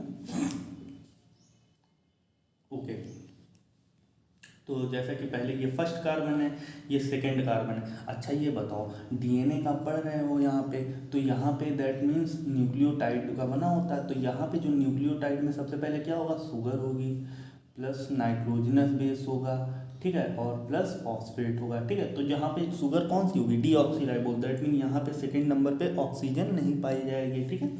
बाकी यहाँ पे स्ट्रक्चर, ये फर्स्ट कार्बन, ये सेकंड कार्बन, ये third carbon, first carbon second carbon, ये थर्ड कार्बन, ठीक है। अच्छा और अच्छे से लिख देना, हाँ ऐसे वरना गड़बड़ हो जाएगा ना, समझ में नहीं आएगा अच्छे से।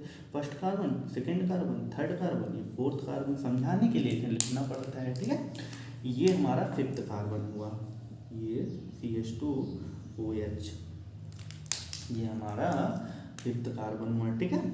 ये फिफ्थ कार्बन हुआ, ठीक है। इसी तरह से अगर हम लोग यहाँ की बात करें तो ये इसका CH2OH, ये फर्स्ट कार्बन,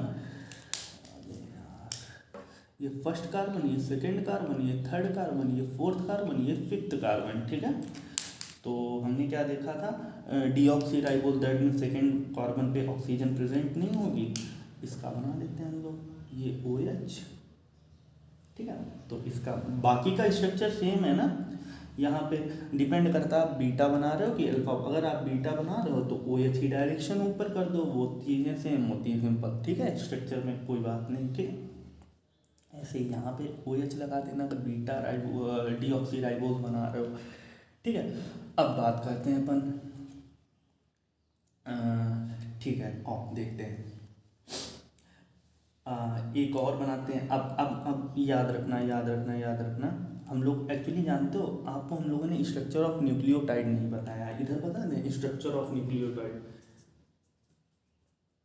एक न्यूक्लियोटाइड किस तरह का पूरा स्ट्रक्चर होता है उसका।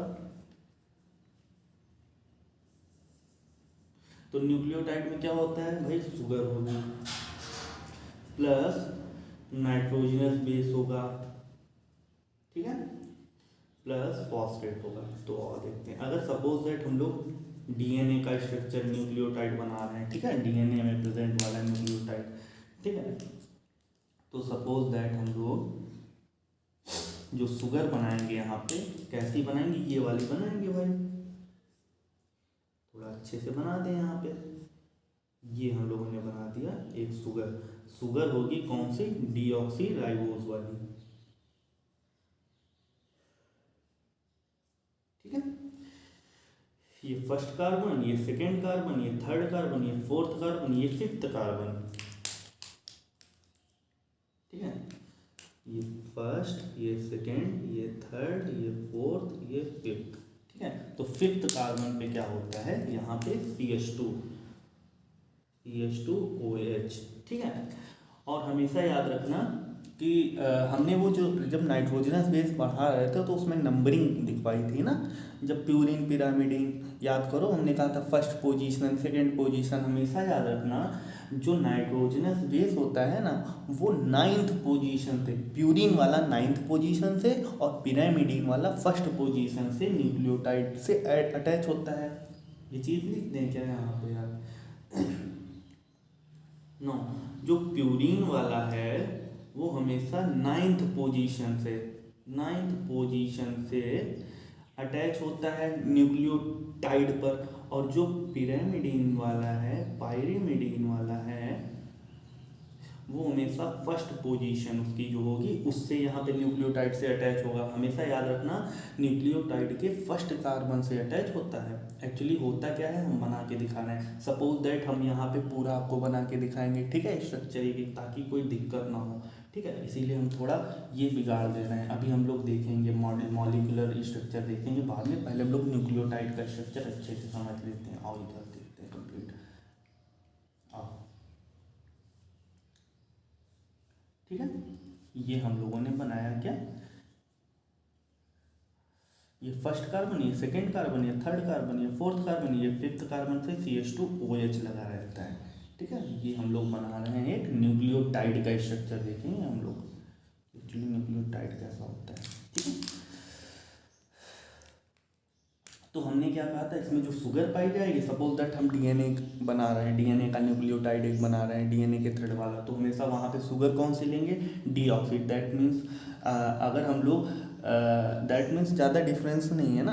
अगर हम लोग यहाँ पे आरएनए का बना रहे होते, सिंपल सी बात है, अगर आरएनए का बना रहे होते न्यूक्लियोटाइड, तो दैट मीन्स सपोज दैट ये डीएनए का बना रहे हैं, ये आरएनए का बना रहे हैं, ठीक है। तो आरएनए में क्या होता है, यहाँ पे first carbon, second carbon, third carbon, fourth carbon, fifth carbon पे CH2OH लगा है यहाँ पे, ठीक है। तो यहाँ पे क्या होगा, ठीक है, बाकी सब सही है। सपोज दैट ये बीटा राइबोज बनाए हम लोगों ने, ठीक है। तो दैट मीन्स सुनो पहले मेरी बात, ये राइबोज यहाँ पे बनेगी शुगर, ठीक है। यहाँ पे जो शुगर लेंगे हम लोग भाई, आरएनए में क्या होगा, न्यूक्लियोटाइड बना रहे हैं, न्यूक्लियोटाइड यहाँ पे बना रहे हैं हम लोग, तो दैट मीन्स शुगर होगी प्लस नाइट्रोजनस बेस होगा प्लस फॉस्फेट होगा। तो यहाँ पे जो हम लोग शुगर लेते हैं वो राइबोज शुगर लेते हैं, ठीक है, राइबोज ऐसी होती है। और यहाँ पे जो हम लोग शुगर लेंगे दैट मीन्स हम लोग न्यूक्लियोटाइड लेंगे, हम लोगों ने क्या कहा, न्यूक्लियोटाइड बना रहे हैं, इसका हम लोग न्यूक्लियोटाइड बना रहे हैं, ठीक है, न्यूक्लियोटाइड बना रहे हैं। तो न्यूक्लियोटाइड में हम लोग देखेंगे यहाँ पे क्या लेंगे, sugar plus nitrogenous base plus phosphate. तो यहाँ पे जो हम लोग शुगर लेंगे वो राइबोज नहीं होगी, राइबोज के ये सेकेंड कार्बन लिख दें, कार्बन की नेमिंग नंबरिंग भी कर दें, ये फर्स्ट है, ये सेकेंड है, ये थर्ड है, ये फोर्थ है, ये फिफ्थ है, इसी तरह ये first second third fourth fifth. तो देखो यहाँ पे जो होगा सेकेंड कार्बन में राइबोज में बस ये ऑक्सीजन हट जाएगा, डीऑक्सी, तभी तो नाम हुआ ना डीऑक्सी राइबोज शुगर, यहाँ से ही ऑक्सीजन हट जाएगा। ठीक है, ये ऑक्सीजन हट गया, इसीलिए ये शुगर कैसी हो जाएगी, डीऑक्सी राइबोज, तभी तो डीएनए में डीऑक्सी राइबोज शुगर पाई जाती है। बाकी स्ट्रक्चर पूरा का पूरा सेम रहता है वैसे। ठीक है, ये रहा अपना सेकेंड कार्बन, ये रहा अपना सेकेंड कार्बन। ठीक है, ठीक है। अभी हमने क्या देखा, डीएनए में बात करें तो हम लोगों ने क्या देख लिया, शुगर बना ली, उसमें ये पाई जाती है। ठीक है, डीऑक्सी हमने कहा था कि ये एडेनिन बना ले सबसे पहले, डबल साइक्लिक कंपाउंड रिंग थी ना, ऐसे थी, ये हम लोग एडेनिन बना ले रहे हैं। हमने क्या कहा था, इधर तो NH2 जुड़ा था, इधर 5 कार्बन का साइक्लिक कंपाउंड जुड़ा था, यहाँ पे नाइट्रोजन, यहाँ पे NH, और यहाँ पे डबल बॉन्ड, यहाँ पे डबल बॉन्ड, दैट मीन्स यहाँ पे नाइट्रोजन, यहाँ पे भी नाइट्रोजन। और क्या था, हमने पोजीशन दी थी, first position, second position, third position, fourth position, fifth position, sixth position, seventh position, eighth position, ninth position. ठीक है, तो हमने कहा था कि अगर ये प्यूरिन्स बनाया डबल साइक्लिक, और ऐसे ही पिरामिडिन होता है वो फर्स्ट कार्बन से अटैच करता है, तो वो हमेशा याद रखना कि हमेशा याद रखना ये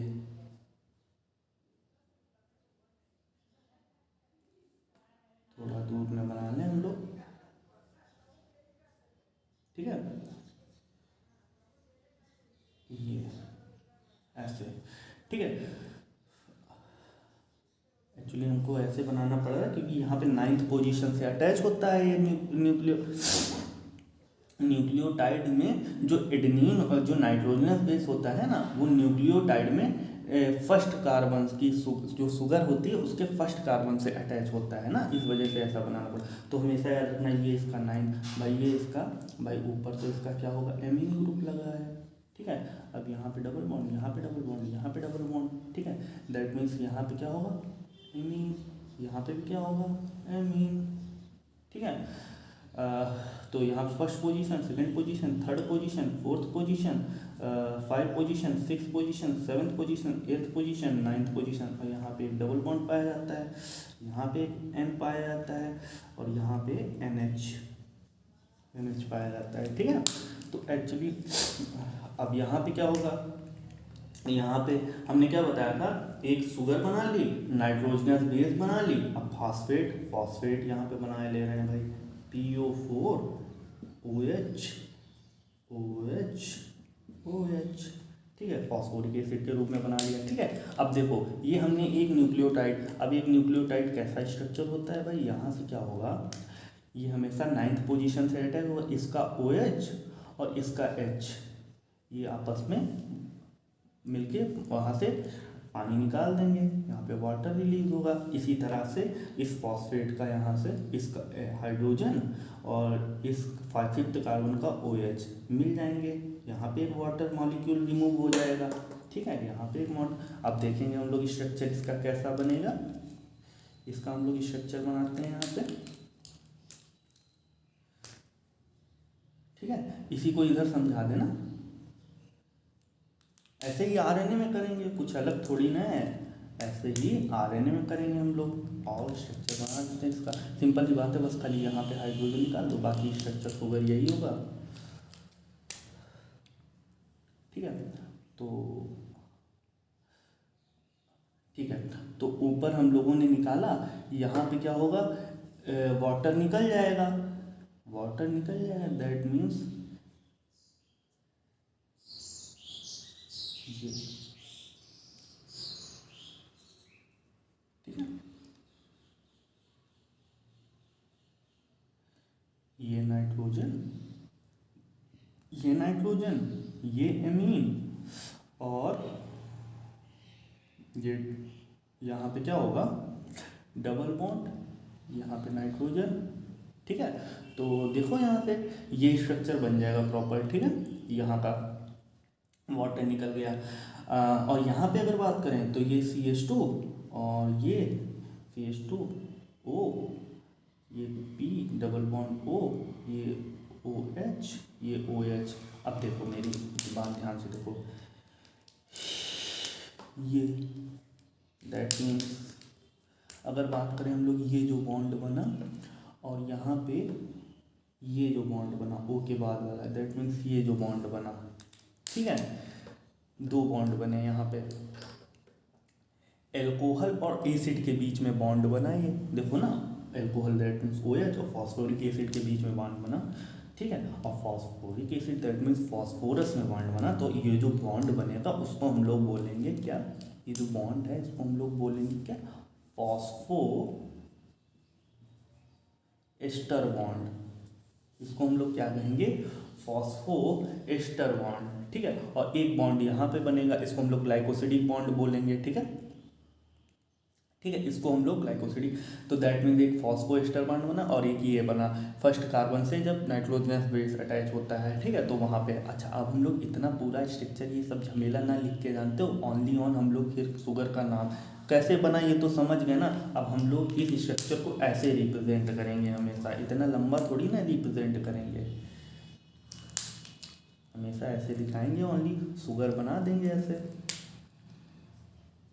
ठीक है, ऐसे शुगर बनाया करेंगे। यहाँ से बस खाली ऐसे जैसे एडेनिन था, बस खाली ऐसे दिखा दिया करेंगे, इतना झमेला थोड़ी ना बनाया करेंगे। यहाँ पे हाइड्रोजन दिखाना हो दिखाओ, नहीं दिखाना तो मत दिखाओ, ठीक है। बाकी यहाँ पे OH दिखाना ज़रूरी है। बाकी यहाँ पे ये चीज़ ज़रूरी है, यहाँ से वो, बाकी ये वाला पूरा स्ट्रक्चर दिखाना ज़रूरी है यहाँ से, ठीक है। ये ऐसे पूरा बनाएंगे। ये एक न्यूक्लियोटाइड है।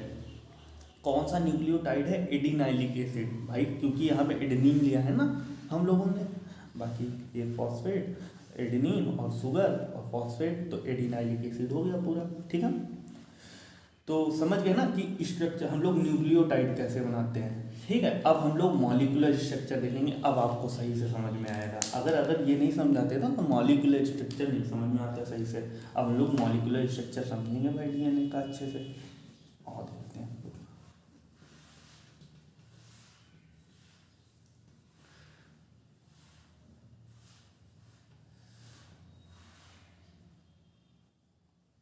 ना, और मॉलिक्यूलर स्ट्रक्चर देखते हैं। हमने क्या कहा था भाई, दो स्ट्रैंड होते हैं वो एंटी पैरेलल होते हैं, ठीक है। तो एक तो हमने यहाँ पे बनाया, ये शुगर बना दी हम लोगों ने, ठीक है। अब यहाँ पे डायरेक्ट हम लोग एडेनिन लिखेंगे, ठीक है। देखा यहाँ पे, वरना आपको वो पूरा समझाना पड़ता अगर न्यूक्लियोटाइड का स्ट्रक्चर नहीं। अब बच गए, देखो जगह बचा ली हम लोगों ने। यहाँ पे हाइड्रोजन फर्स्ट कार्बन हो गया, ये सेकंड कार्बन, ये थर्ड कार्बन, ये फोर्थ कार्बन, और फर्स्ट कार्बन पे क्या होता है, CH2OH लगा होता है, ठीक है। यहाँ पे क्या होता है, DNA का पढ़ रहे हैं, डीऑक्सी, दैट मीन्स यहाँ पे कोई स्ट्रक्चर वगैरह नहीं। थर्ड पे यहाँ पे नीचे OH लगा दो, ठीक है। ऐसे ही यहाँ पे एक और शुगर ले लेते हैं हम लोग, ठीक है। यहाँ पे एक और शुगर ले लेते हैं, यहाँ पे एडेनिन या सपोज दैट यहाँ पे गुआनिन ले लेते हैं हम लोग, ठीक है। यहाँ पे OH ले लेते हैं थर्ड कार्बन पे, फोर्थ फिफ्थ कार्बन पे CH2 और OH, ठीक है। अब यहाँ से एक अटैच होता है फॉस्फेट, यहाँ से फॉस्फेट बना लेते हैं, एक ये बना लेते हैं, ठीक है। ठीक है, यहाँ पे एक फॉस्फेट बना लेते हैं।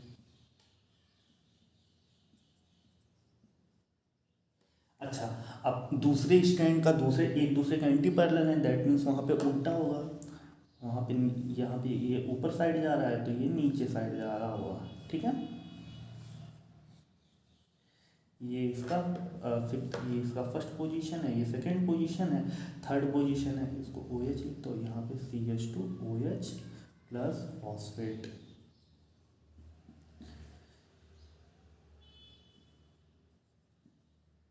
सही से लिख देना, सही से लिख देना,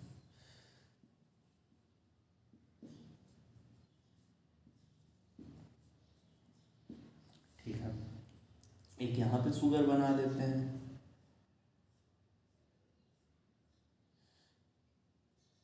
ये थर्ड कार्बन का OH, यहाँ पे CH2OH, और इसका ये मान के चलो फॉस्फेट है।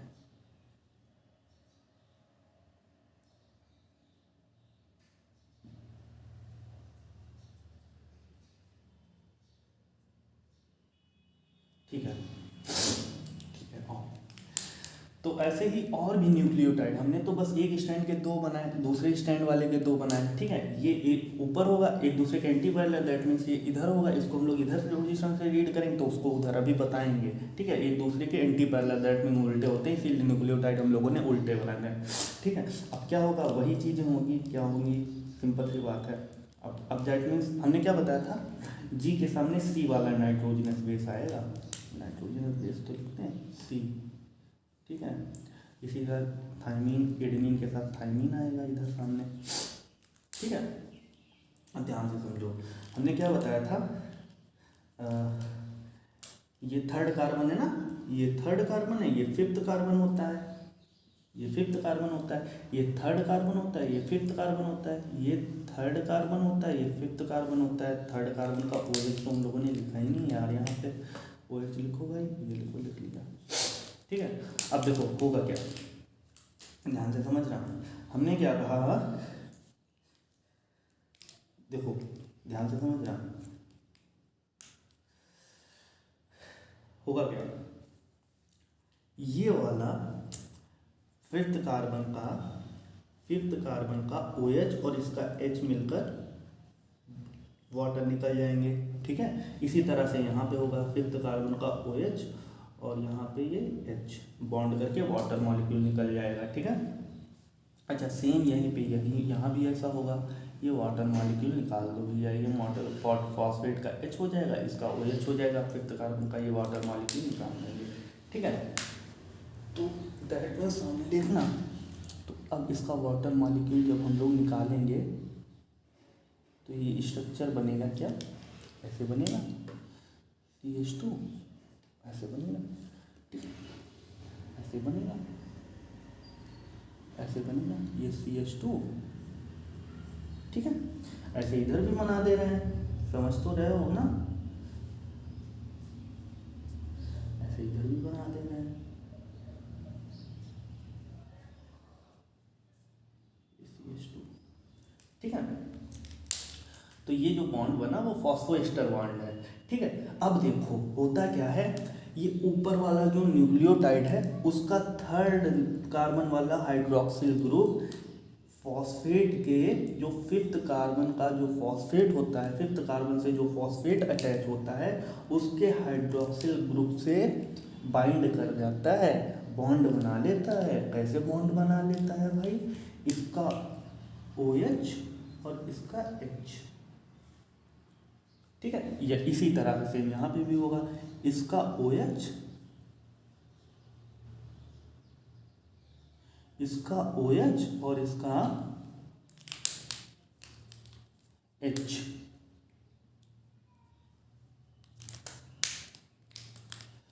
ठीक है, इसका H। ठीक है, तो वाटर मॉलिक्यूल निकल जाएगा यहाँ से भी एक वाटर मॉलिक्यूल निकल जाएगा। ठीक है, बॉन्ड बन जाएगा। ठीक है, अब ये बॉन्ड कैसे बनेगा, अब इसको हटा देना,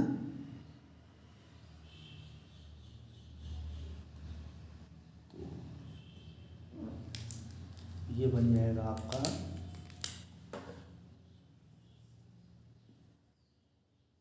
ऐसे। ठीक है, इसी तरह से सेम तरह से यहाँ भी बन जाएगा ये बॉन्ड।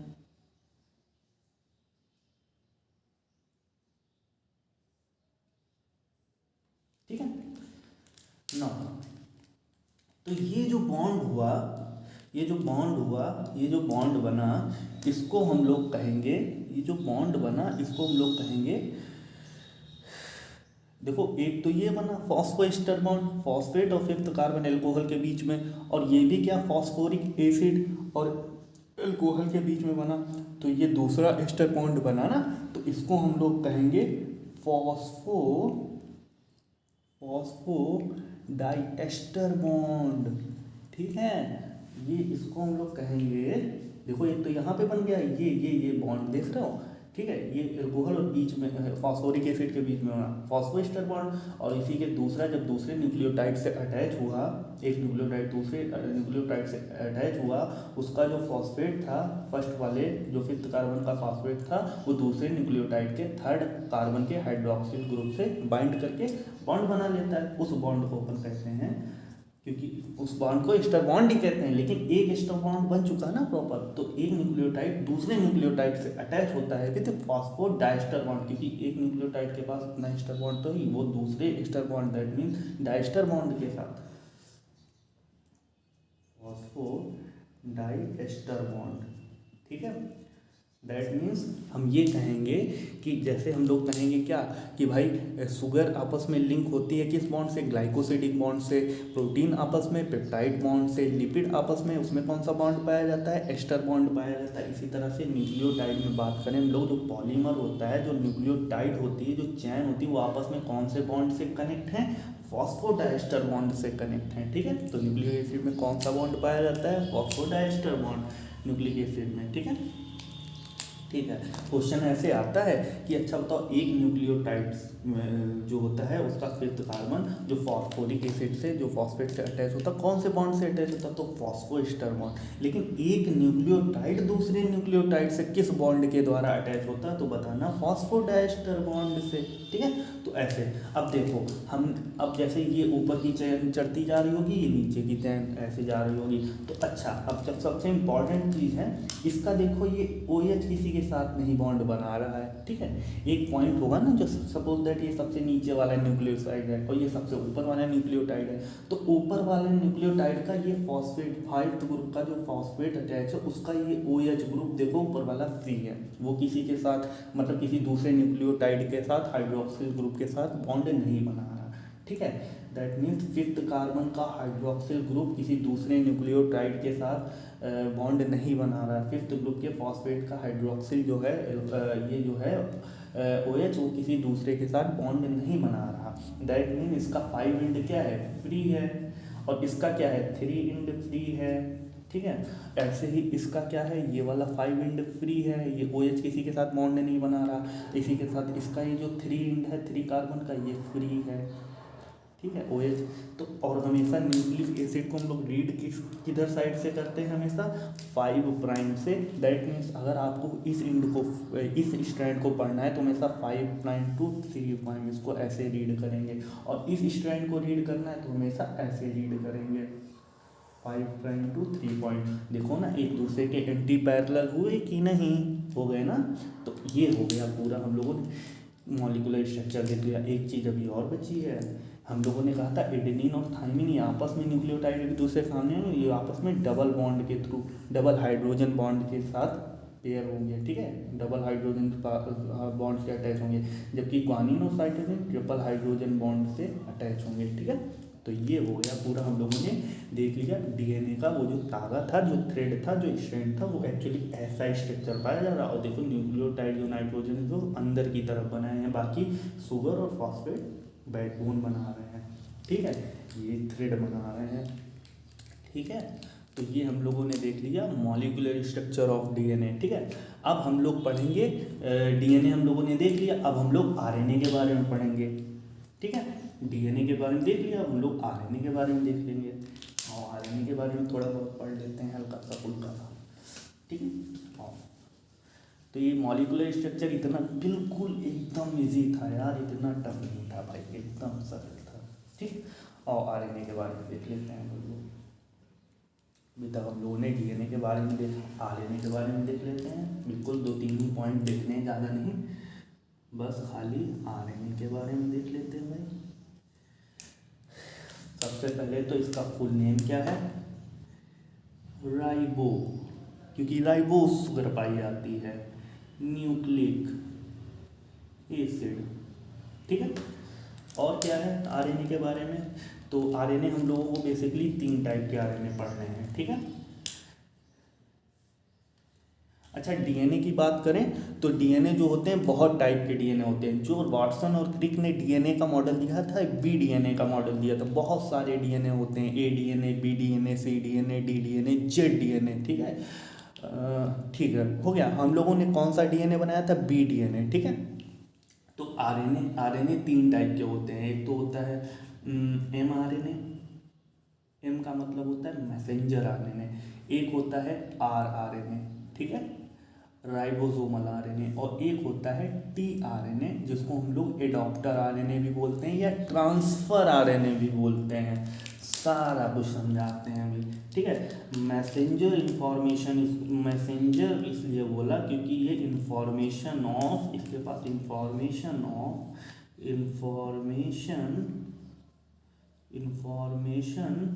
फॉर प्रोटीन सिंथेसिस, इसके पास प्रोटीन सिंथेसिस, प्रोटीन के बनाने की इंफॉर्मेशन होती है। राइबोसोमल आरएनए की बात करें तो ये मोस्ट अबेंडेंट आरएनए होता है। मतलब जितने तीनों ही आरएनए पाए जाते हैं हमारी बॉडी में ना, हमारी सेल के अंदर, लेकिन उसमें जो सबसे ज़्यादा आरएनए प्रेजेंट होता है वो आरआरएनए होता है। मतलब मोस्ट अबेंडेंट आरएनए, ठीक है, सबसे ज़्यादा पाया जाता है। अच्छा, और क्या है? और ये राइबोसोम का फॉर्मेशन ऑफ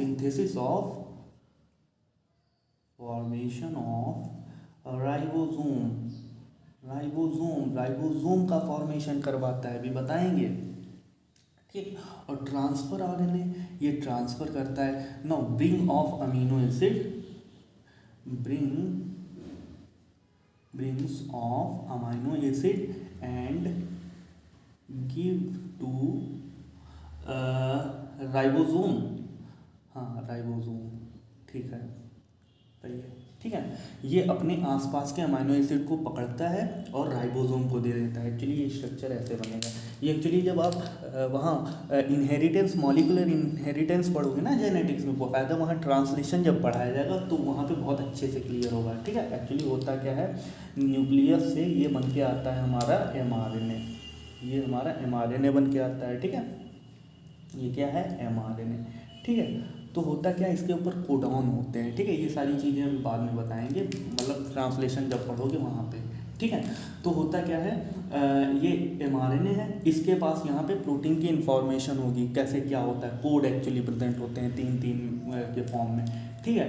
अब यहाँ पे क्या होता है, आरएनए क्या करता है, आरआरएनए यहाँ पे राइबोसोम का फॉर्मेशन करता है, और राइबोसोम आता है एमआरएनए पर। यहाँ पे राइबोसोम याद है ना, एक बड़ी यूनिट होती है, एक छोटी यूनिट होती है। 80S, 70S, 50S, 30S ribosome, ठीक है। अब यहाँ से आरआरएनए आ गया, ये आरआरएनए ने राइबोसोम का फॉर्मेशन किया, राइबोसोम आ गया, और ट्रांसफ़र आरएनए होगा, वो क्या करेगा, यहाँ पे ट्रांसफ़र आरएनए आएगा, वो क्या करेगा, ब्रिंग्स ऑफ अमीनो एसिड को इन्हीं राइबोसोम के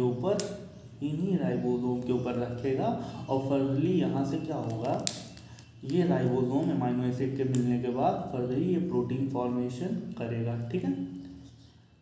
and this process is known as what, translation. इसी को हम लोग ट्रांसलेशन बोलते हैं, ठीक है। तो ये पूरा कंप्लीट हम लोगों को बाकायदा पढ़ाया जाता है ट्रांसलेशन में, लेकिन एक्चुअली होता है ऐसे ही है, ठीक है। इसके पास इंफॉर्मेशन, उसके पास राइबोसोम का वो फॉर्मेशन करता है, सबसे ज़्यादा आरएनए पाया, ये ट्रांसफर करता है अमीनो एसिड का, फर्दरली ऐसे प्रोसेस चलती है ट्रांसलेशन की, ठीक है। ये सब क्या है, ये प्रोसेस ऑफ, ये ट्रांसलेशन होता है, ट्रांसलेशन मतलब प्रोटीन फॉर्मेशन, ठीक है। तो ये पूरा हम लोगों ने न्यूक्लिक एसिड देख लिया, ठीक है। सबसे पहले हम लोगों ने, फिर से एक बार रिवाइज कर देते हैं पूरा, अभी तो यार एनसीईआरटी रीड करवाने। अच्छा,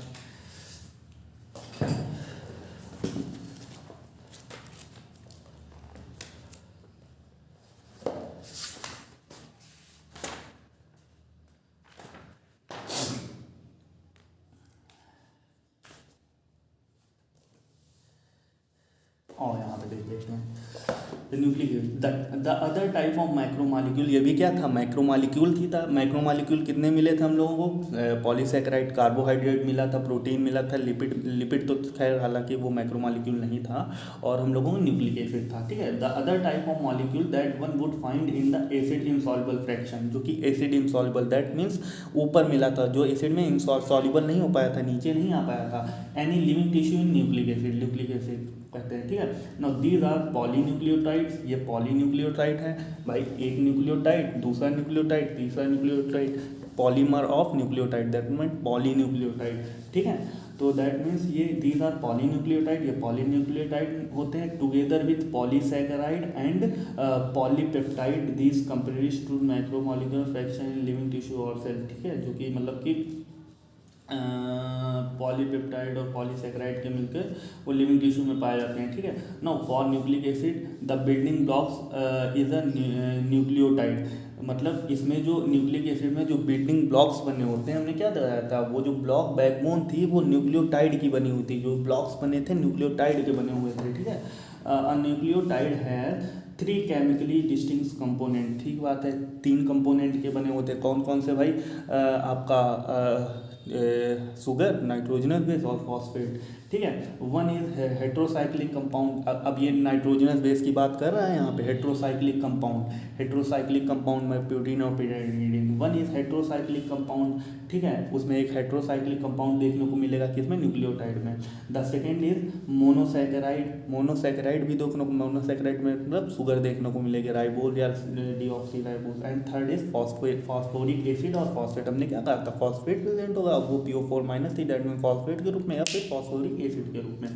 एज यू नोटिस, और नोटिस कर लेते 9.1 फिगर कहाँ गया इसका 9 पर, ये देखो इसने यहाँ पे बनाया भी है, हम लोगों ने बनाया था ना एडेनिन, ये देखो यहाँ पे एडेनिन इसने बनाया, एडेनिन का न्यूक्लियोसाइड को हम लोग एडिनोसिन, ये देखो ऐसे एडिनोसिन था, यहाँ पे एडेनिन और इसने क्या शुगर, ठीक है। और अगर फॉस्फोट जोड़ दोगे तो वो एडिनाइलिक एसिड बन जाएगा, ये देखो एडिनाइलिक एसिड बनाया होगा इसने, ठीक है। अब यहाँ पे single structure heterocyclic structure urine की बात करें तो ये इसने यूरिडीन बनाया है, ठीक है, हालांकि इसने यहाँ पे यूरियाइलिक एसिड इसका नहीं बनाया, फॉस्फेट जोड़ के बस ये है, ठीक है। तो ये यही कह रहा है, as you notice 9.5 is the heterocyclic compound in nucleic acid are nitrogenous base name adenine, guanine, uracil, cytosine, अपन ने देख लिए थे नाइट्रोजनस बेस भाई, adenine and guanine are substituted purines, adenine and guanine are substituted purines, ये क्या है, substituted purine है, जबकि अब जो दूसरे हैं थाइमिन, साइटोसिन और यूरेसिल, ये क्या है, पायरिमिडीन्स है। The skeletal heterocyclic ring is called purine and pyrimidine respectively, ठीक है, ये जो हेट्रोसाइक्लिक रिंग है इसको हम लोग प्यूरिन या पिरिमिडीन बोलेंगे, ठीक है। ठीक है, सब कुछ तो पढ़ा चुके हैं। The sugar in polynucleotide are the ribose, इसमें जो शुगर होती है उसमें वो मतलब जो पॉलीन्यूक्लियोटाइड में प्रेजेंट होगी वो राइबोज हो सकती है, जो मोनोसैकेराइड पेंटोज 5 कार्बन की शुगर है ना, और सेकेंड डीऑक्सीराइबोज जो कि DNA में मिलेगी। And nucleic acid containing deoxyribose is called deoxyribonucleic acid, that mean deoxyribose पाई जाएगी DNA में, वाइल जबकि that which contain ribose called ribonucleic, ribose किस में पाई जाएगी भाई, RNA में, ठीक है। और थोड़ा इसके बारे में यहाँ पे पढ़ लें हम लोग, यहाँ पे no nucleic acid exhibited wide diversity of secondary structure, भाई न्यूक्लिक एसिड जो है बहुत सारे वेराइटीज़ हैं इसके स्ट्रक्चर के, BDNA, CDNA, DDNA, ZDNA, बहुत सारे स्ट्रक्चर, बहुत सारी variety. For example one of the secondary structure exhibited by DNA is the famous Watson Crick model, हमने क्या कहा था, DNA का वाटसन क्रिक मॉडल जो भी है एक स्ट्रक्चर है जो कि एग्जिस्ट करता है, DNA का वाटसन क्रिक मॉडल सबसे फेमस माना गया है।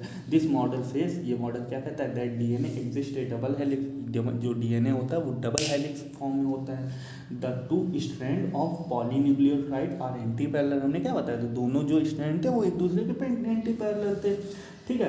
Run in the opposite direction, एक अपर साइड में तो एक लोअर साइड में, दोनों एंटी पैरेलल थे ना, एक ऊपर जाएगा एक नीचे, मतलब कि एक ऊपर से रीड करेंगे एक नीचे से रीड करेंगे अपोजिट साइड से। द बैकबोन इज फॉर्म, हमने क्या कहा था, इसकी जो बैकबोन बनी होती है वो किसकी बनी होती है, शुगर और फॉस्फेट की, लेकिन न्यूक्लियोस नाइट्रोजन बेस होता है, इनसाइड द DNA होता है, ठीक है, न्यूक्लिक एसिड होता है। The nitrogen the backbone is form by the sugar and phosphate, ठीक है, sugar chain. The nitrogen are projected more और लेस परपेंडिकुलर टू बैकबोन, भाई बैकबोन अगर न्यूक्लियोटाइड ऐसा है तो नाइट्रोजन ऐसा पाया जा रहा है ना, तो नाइट्रोजन दैट मीन न्यूक्लियोटाइड के परपेंडिकुलर पाया जा रहा है, ठीक है, वो दिखा दिया था। द नाइट्रोजन प्रोजेक्टेड मोर और less perpendicular to the backbone but face inside, अंदर की तरफ पाया जा रहा था ना, ए एंड जी मतलब adenine and guanine of one strand compulsory base, एक मिनट, हाँ ठीक है, adenine and guanine of one strand compulsory base pair with thymine and, मतलब एडेनिन जो होगा वो थाइमिन के साथ पेयरिंग करेगा और ग्वानिन जो है वो साइटोसिन के साथ पेयरिंग करेगा respectively on the other strand.